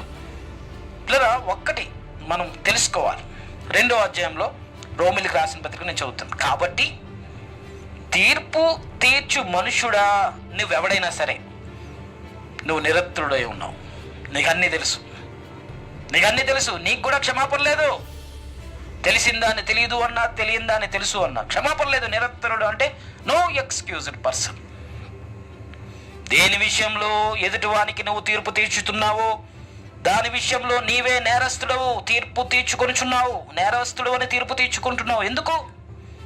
తీర్పు తీర్చు నువ్వు అట్టి కార్యములనే చేస్తున్నావు. అట్టి కార్యములు చేయు వారి మీద దేవుని తీర్పు సత్యం అనుసరించినదే అని ఎరుగుదాం. అలాంటి కార్యాలు చేస్తుంటే దేవుడు తీర్పు తీరుస్తాడు. పరలోకం నుండి అగ్ని వస్తుంది, పరలోకం నుండి తీర్పు వస్తుంది. దేవుడు పరలోకం నుండి వాళ్ళని శిక్షిస్తాడు. ఆ సంగతి నీకు కూడా తెలుసు. ఇక్కడ ఏమంటున్నాడు? అట్టి కార్యములు చేయవారి మీద దేవుని తీర్పు సత్యమును అనుసరించినదే, సత్యంగానే వస్తుంది. అట్టి కార్యములు చేయవారికి తీర్పు తీర్చుచు వాటినే చేయుచున్న మనుషుడా, వాళ్ళని వేలెత్తి వాళ్ళు అలా చేస్తున్నారు, వీళ్ళు ఇలా చేస్తున్నారు అంటున్నావు. నువ్వేం చేస్తున్నావు? వాళ్ళు నమ్ముతున్న మత విశ్వాసాలు నమ్ముతున్నవి నువ్వు నమ్ముతున్నావు. నువ్వేం చేస్తున్నావు? వాళ్ళని ఏలెత్తి చూపిస్తున్నావు కదా. వాళ్ళు చెడ్డ, వాళ్ళు ఇలా చేస్తున్నారు, అలా చేస్తున్నారని. నువ్వేం చేస్తున్నావు? వాళ్ళు పాటిస్తున్న మూఢ విశ్వాసాలు నువ్వు పాటిస్తున్నావు. వాళ్ళు చేసే భక్తి కన్నా ఎక్కువగా నువ్వు భక్తిని చేస్తున్నావు. ఇది మంచి రోజు, ఇది చెడ్డ రోజు, ఈ జ్యోతిష్య ప్రకారంగా ఈ పని చెయ్యాలి, ఈ పని ఈ ముహూర్తానికి చెయ్యాలి, సంఖ్యాశాస్త్ర ప్రకారంగా నా లక్కీ నెంబర్ ఇది, అమావాస్య, ఇవన్నీ నువ్వెందుకు చేస్తున్నావు? వాళ్ళు తప్పు చేస్తున్నారు, వీళ్ళు తప్పు చేస్తున్నారని వేలెత్తి చూపిస్తున్నావు కదా. నువ్వెందుకు చేస్తున్నావు? నువ్వెందుకు పాటిస్తున్నావు ఈ లోక సంబంధమైన ఆచారాలు? వాళ్ళు చేసేదే తప్పు అనుకుంటున్నావా? నువ్వు పాటిస్తున్నందుకు తెలిసి తప్పు చేస్తున్నావు. నువ్వు పాటిస్తూ ఉన్నందుకు తెలిసి తప్పు చేస్తున్నావు. జాగ్రత్త. ఆఖరి వచనం చదువుతున్నాను, ముగిస్తాను. యెషయా గ్రంథంలోనికి ఒకసారి వద్దాం. చాలా నోట్స్ ఉంది, నేను చెప్పడానికి సమయం లేదు, నేను ముగిస్తున్నాను. ఎండింగ్ విషయాలు. యెషయా గ్రంథం 47వ అధ్యాయంలో 9వ వచనం నుండి నేను చదువుతున్నా. ఒక్క దినములోగా, ఒక్క నిమిషంలోనే పుత్ర శోకమును వైధవ్యమును ఈ రెండును నీకు సంభవించును. ఒక్కసారి యోబుకి పిల్లలు చచ్చిపోయారు, ఆస్తిపాస్తులు పోయి రోడ్డు మీద చెట్టు కింద బ్రతికైపోయాడు యోబు. యోబుకి ఎందుకు వచ్చింది అనేది రీజన్ వేరు. భయం, భవిష్యత్తు ఏమైపోతుందనే భయం. యోబు గ్రంథం 3:25-26 వచనాలుగా ఏది వచ్చినని భయపడుతున్నానని వచ్చిందని, అది రీజన్ వేరు. ఇక్కడ దేవుడు చాలా స్ట్రిక్ట్గా చెప్తున్నాడు, వినండి. ఒక్క దినం, ఒక్క నిమిషంలోనే సేమ్ టైం పుత్రశోకం, వైధవ్యము ఈ రెండు నీకు సంభవిస్తాయి. నీవు అధికముగా శకునము చూచినను. గుర్తుపెట్టుకోండి పిల్లరా, ఈ లోక సంబంధమైన ఆచారాలు నేను నిన్న ముందుగానే చెప్పాను. ఈ శాస్త్రాల గురించి రిపీట్ చేసి మరలా వినండి. ఈ యొక్క గ్రహాల రాశుల గురించి పార్ట్ 1, పార్ట్ 2 వస్తుంది యూట్యూబ్లో, వినండి. ఇది వినండి, ఏమని బైబిల్ చెప్తుంది. నీవు అధికముగా శకునం చూసినను, అధికముగా శకునం చూసినను, అత్యధికమైన కర్ణపిశాచ తంత్రములను నీవు ఆధారం చేసుకునినను ఆ అపాయములు నీ మీదకి సంపూర్తిగా వస్తాయి. ఎందుకు బిడ్డలు కోల్పోతున్నారు? హఠాత్తు పరిణామాలు ఎందుకు ఏర్పడుతున్నాయి? ఈ పనికి మాలిన లోక సంబంధమైన ఆచారాలు ఆచరించి పైకి భక్తిగా, ఒకవైపు నటన. ఎవరిని మోసగిస్తారు? ఎవరిని మోసగిస్తారు మీరు? అందుకే ఇంతకు ముందు చెప్పాను, ఇదే నక్షత్రాల టాపిక్స్లో, దేవదూతల టాపిక్స్లో, నువ్వు ఏం ఆటన్నా ఆడుకో. నీకు వచ్చింది చిన్నప్పటి నుండి ఏదన్నా ఆటలు వస్తే ఆడుకో. ఫుట్బాల్ ఆడుకో, బాస్కెట్బాల్ ఆడుకో, క్రికెట్ ఆడుకో, నీకు ఏదన్నా కొత్త ఆటలు వస్తే ఆడుకో. ఇంకా కొత్తది ఏదైనా కనబడితే తల కిందకి కాళ్ళు పైకెట్టి యోగా లాంటి ఏదన్నా ఆటలు వస్తే కూడా ఆడుకో. ఏమన్నా ఆడుకో. దేవునితో ఆడొద్దు, దేవునితో ఆడొద్దు. ఒక్కటే రోజు, ఒక్కటే నిమిషంలో దివాలా తీసేస్తావు. పుత్రశోకం, ఆస్తి నష్టం, నీ పేరు ప్రఖ్యాతలు ఒక్క నిమిషంలో దేవుడు తారుమారు చేసేస్తాడు. జాగ్రత్త. అధికమైన శకునాలు చూసేయటం, కర్ణపిశాచ తంత్రములను ఆధారం చేసుకుని బతికేయటం గొప్ప అనుకుంటున్నావేమో. అపాయములు ఒక్క సెకండ్లో దేవుడు రప్పిస్తే అడ్రస్ లేకుండా అయిపోతావు. నీ పేరు కూడా ఎవ్వరు గుర్తు పెట్టుకోరు. 10వ వచనం, యెషయా గ్రంథం 47:10వ వచనం. నీ చెడుతనమును నీవు ఆధారం చేసుకుని ఎవడునూ నన్ను చూడనని నువ్వు అనుకుంటున్నావు. అబ్బా పాస్టర్ గారు, మనం ఇలా ఉండాలి, అలా ఉండాలి, మనం పద్ధతిగా సంఘం అని చెప్తున్నావు, ఎన్నో లెక్కల సిద్ధాంతాలు.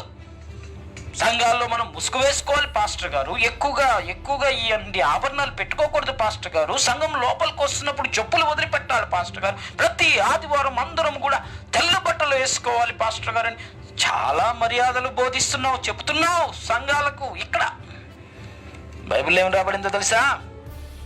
నీ చెడుతనమును నీవు ఆధారం చేసుకుని ఎవడునూ నన్ను చూడను అనుకుంటున్నావు. రెండో వైపు ముహూర్తాలు పెట్టుకోవటమో, లేకపోతే వేరే రీతులుగా శకునాలు చూసుకోవటమో, మంచి రోజులు చూసుకొని అది ఇది చేయటమో, ఈ లెక్కలన్నీ నీకు మామూలే. నీ చెడుతనము నువ్వు ఆధారం చేసుకుని ఎవడు నన్ను చూడడం అనుకుంటున్నావేమో. గమనించండి, నేనున్నాను, నేను తప్ప మరి ఎవరునూ లేరని నువ్వు అనుకున్నట్లుగా నీ విద్యను, నీ జ్ఞానమును నీ విద్యయు నీ జ్ఞానం నిన్ను చెరిపివేశాను. నేనున్నాను, నేను తప్ప మరి ఎవరునూ లేరని అనుకున్నట్లుగా నీ విద్యయు నీ జ్ఞానం నీ అధిక తెలివి నిన్ను చెరిపేసింది. 10వ వచనం, కీడు నీ మీదికి వచ్చును, నీవు మంత్రించి దాన్ని పోగొట్టజాలవు. దేవుడు ఒక్క కీడనే బాణం వేస్తే నువ్వు పెట్టుకున్న ఈ యొక్క జ్ఞానయుక్తమైన మాంత్రిక విద్యలు, నువ్వు నమ్ముతున్న ఈ యొక్క సిద్ధాంతాలు, శాస్త్రాలు, మరలా చెప్తున్న ఆఖరిలో ముగింపులో భాగంగా, ఈ లోకాచారాల్లో ముగింపులో భాగంగా వాస్తు శాస్త్రాలు, జ్యోతిష్య శాస్త్రాలు, న్యూమరాలజీ అంటారు, సంఖ్యాపరంగా శాస్త్రాలు, ఆస్ట్రానమీ అంటారు, నక్షత్ర రాసుల శాస్త్రాలు, 190 పెట్టుకో. ఏది కూడా దేవుడు నీకు కీడు కలిగిస్తే ఏది ఆపలేదు, గుర్తుపెట్టుకో. కీడు నీ మీద పడును, దానిని నువ్వు నివారించలేవు. నీకు తెలియని నాశనం నీ మీదకి అకస్మాత్తుగా వస్తుంది. తెలియని నాశనం నువ్వు ఎక్స్పెక్ట్ కూడా చెయ్యవు. డబ్బు ఉంది, డబ్బుతో నేను గెలవచ్చు అనుకుంటున్నావు. జ్ఞానం ఉంది, జ్ఞానంతో నేను గెలవచ్చు అనుకుంటున్నావు. దేవుడు ఒక నాశనం కలిగిస్తే ఆ డ్యామేజ్ నీ లైఫ్లో కోలుకోలేవు. దేవుడు కొట్టే దెబ్బ నీ జీవితంలో మరలా భవిష్యత్తులో కోలుకో. చాలా డేంజర్ దేవునితో ఆటలాడతావు. 12 వచనం, నీ బాల్యం నుండి నువ్వు ప్రయాసపడి అభ్యసించిన నీ కర్ణపిశాచ తంత్రములను, నీవు విస్తారముగా శకునములను చూపుటకు నిలువుము. ఒకవేళ అవి నీకు ప్రయోజనకరమవుతాయేమో, ఒకవేళ నీవు మనుషులను బెదిరింతువేమో. నీ విస్తారమైన యోచనలను వలన నీవు అలసి ఉన్నావు. జ్యోతిష్కులు, నక్షత్ర సూచకులు, మాసచర్య చెప్పువారు నిలబడి నీ మీదకి కలిగే ఉపద్రవాలు, నష్టాలు, కీడు రాకుండా నిన్ను తప్పించి రక్షించుదురేమో. ఆలోచించు. ఇంతకాలం ఆధారపడ్డావేమో. ఈ వాక్యమైన వారికి ఇది హెచ్చరిక. ఉంటే దేవుని వైపు ఉండు, లేకపోతే లోకం వైపు ఉండుకో. దేవునితో ఆటలాడొద్దు. ఇంతకాలం చిన్నప్పటి నుండి మా తాత ముత్తాతల నమ్మకాలు ఇవని, మా తాత ముత్తాతల గృహ దేవతలని, గ్రామ దేవతలని, మా తాత ముత్తాతల కాలం నుండి వస్తున్న విశ్వాసాలని లేనిపోని అన్ని పక్కకు పెట్టు. మా విశ్వాసం, మా వాళ్ళు, మా కులం, మాది, ఇది అన్ని పక్కకు పెట్టు. ఎవ్వడు కూడా దేవుడు అనుగ్రహించే శిక్ష నుండి తప్పించుకోలేడు, అది గుర్తుపెట్టుకో. ఎవరు కూడా నీ మీదికి వచ్చినవి రాకుండా తప్పించేవాడు ఎవడు లేడు. గ్రామ పెద్ద కాదు, కుల పెద్ద కాదు, నువ్వు నమ్ముతున్న మాంత్రికులు కాదు, జ్యోతిష్యుడు కాదు, శకునాలు చెప్పేవాడు కాదు, ఎవడు నిన్ను ఆపలేడు. దేవుడు నీ మీదకు ఉగ్రత ఇస్తే నాశనం అయిపోతావు. ముగిస్తున్నాను పిల్లరా. సొదొమ గొమొర్రాలు నాశనం అయితే ఎలాగైనాయో తెలుసా? ఇప్పటికి ఒక చెట్టు అక్కడ మొలవట్లేదు.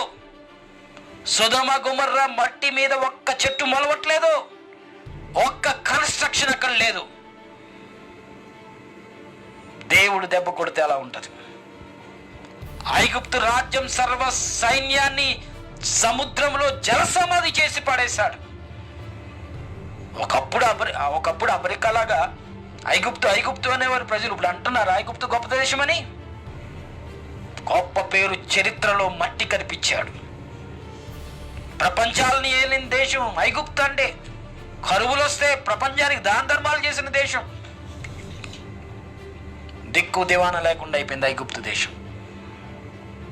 దేవునితో ఆటలాడద్దు. దానివల్ల కలిగే పర్యవసానం నీ జీవితంలో అది భరించకూడదు. నువ్వు అలాంటి నష్టం, అలాంటి కీడు దేవుని ద్వారా వస్తే ఎక్కడికి వెళ్ళి తప్పించుకోలేవు. కాబట్టి చాలా విషయాలు ఉన్నాయి చెప్పాల్సినవి, కానీ ఈ లోక ఆచారాలనే ఈ అంశం ఈరోజుతో నేను ముగిస్తున్నాను. మన జీవితాన్ని సరిగ్గా వాక్యానుసారంగా పెట్టుకుందాం. బైబిల్ ఏది చెప్తుందో విశ్వాసం నేర్పిస్తుంది. బైబిల్ సమస్యను నువ్వు జయించావు అని చెప్తుంది. యేసు ప్రభు శిలువ మరణం ద్వారా ఆశీర్వాదాలు పొందుకున్నావు అని చెప్తుంది. మన డాక్టర్ ఇచ్చే రిపోర్ట్ నీకు ఆ రోగం ఉంది, ఈ రోగం ఉంది, ఆ రోగం ఉంది, ఈ రోగం ఉంది, నువ్వు ఇన్ని రోజుల్లో పోతావని చెప్తే అబ్బా దీనికన్నా ఎక్కువ నమ్ముతాం. ఇది స్వస్థత కలిగింది, నువ్వు బాగుపడ్డావని చెప్తుంటే దీనికన్నా ఎక్కువగా డాక్టర్లు ఇస్తున్న రోగాల రిపోర్ట్ నమ్ముతున్నాం. విశ్వాసంతో బ్రతకడం, విశ్వాసం కలిగిన వ్యక్తి సింహంలా ధైర్యంగా ఉంటాడని బైబిల్ చెప్తుంటే ఈ పనికి మాలిన శాస్త్రాలన్నీ నమ్ముతా. అప్పుడు ఎలాగవుతుందంట, ఇప్పుడు ఎలాగవుతుందంట, ఇదంతా నా చేతి రేఖలు బాగాలేదంట, నా జాతకం ఇంతే అంట అని చెప్పి శకునాలు చూసుకుంటా, ఇవన్నీ శాస్త్రాలు చూసుకుంటా ఆ రిపోర్ట్ అట్టుకొని పెళ్లి చెయ్యాలంటే కూడా ఇలాంటి జ్యోతిష్యాలు చూసుకునే వాళ్ళు ఉన్నారు, లేకపోలేదు. బ్రతకాల్సింది బైబిల్ని బట్టి. ఇది బ్రతికిస్తుంది, అది నాశనం కలిగజేస్తుంది. రెండు మన దగ్గర ఉంటాయి, జీవం మరణం. ఏది కావాలో కోరుకునే స్వేచ్ఛ దేవుడిచ్చాడు. కాబట్టి మన జీవితంలో వాక్యానుసారమైన నిర్ణయాలు తీసుకుందాం.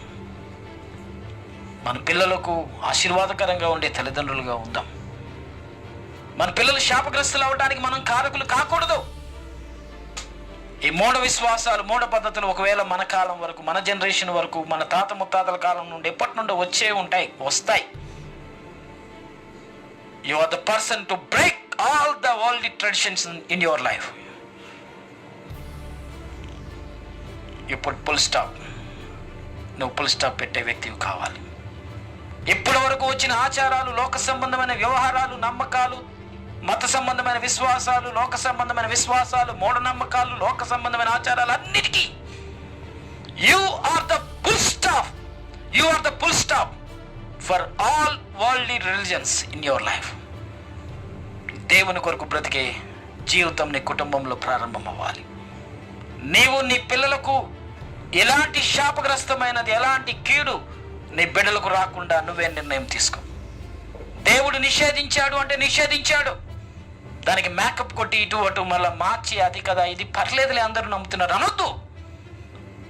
సమూయేలు ఏం చెప్పాడు సౌలుతో? నువ్వు వెళ్ళొద్దు, యుద్ధానికి పోతావు, చేస్తావు అన్నాడు. నేను మారుమోషం వేసుకుని వెళ్ళిపోతే ఎలాగలో యుద్ధంలో నగ్గేస్తానని వెళ్ళాడు, పోయాడు. దేవుని యొక్క మాట అల్టిమేట్, ఇట్స్ ఫైనల్. దీన్ని అతిక్రమించి మేకప్ కొట్టి దీనికి ఇంకొక మూఢ విశ్వాసానికి ఇంకొక పేరు పెట్టి, మూఢ నమ్మకానికి ఇంకొక పేరు పెట్టి, లోక సంబంధమైన ఆచారానికి ఇంకొక పేరు పెట్టి నువ్వు బతకొద్దు. రియల్ క్రిస్టియన్ లైఫ్ బైబిల్ మనకు బోధిస్తుంది. ఎలా ఫెయిత్ మీద డిపెండ్ అవ్వాలో బైబిల్ మనకు నేర్పిస్తుంది. దేవుని మీద ఆధారపడే జీవితం మనం జీవిద్దాం. దేవుడి మాటలు దీవించును కాక. ప్రార్థన. కృపా సత్య సంపూర్ణ గొప్ప తండ్రి నీకు వందనాలు. ఈ వాక్యం మాలో ముద్రించండి. ఈ వాక్యం సోషల్ మీడియా ద్వారా వింటున్న ప్రతి ఒక్కరిలో ఈ వాక్యం ముద్రించండి. నీ వాక్యానుసారంగా జీవించే కృప అనుగ్రహించమని నీ కృపకు మమ్మల్ని అందరినీ అప్పగించుకుంటూ యేసునామమున ప్రార్థించి అడిగి వేడుకొనుచున్నాం తండ్రి, ఆమేన్. తండ్రి అయిన దేవుని ప్రేమ, మన ప్రభువును రక్షకుడు యేసుక్రీస్తు వారికి కృప, పరిశుద్ధాత్మ అన్యోన్య సహవాసం ఇక్కడ కూడి ఉన్న మనకు సర్వలోకంలో ఉన్న పరిశుద్ధులకు ఈ వాక్యం విన్న ప్రతి ఒక్కరికి ఇప్పుడు ఎల్లప్పుడు దేవుని యొక్క కృప తోడైండి సంరక్షించి నడిపించును గాక. అందరికీ వందనాలు. God bless you all. దేవుడు మిమ్మల్ని దీవించును గాక.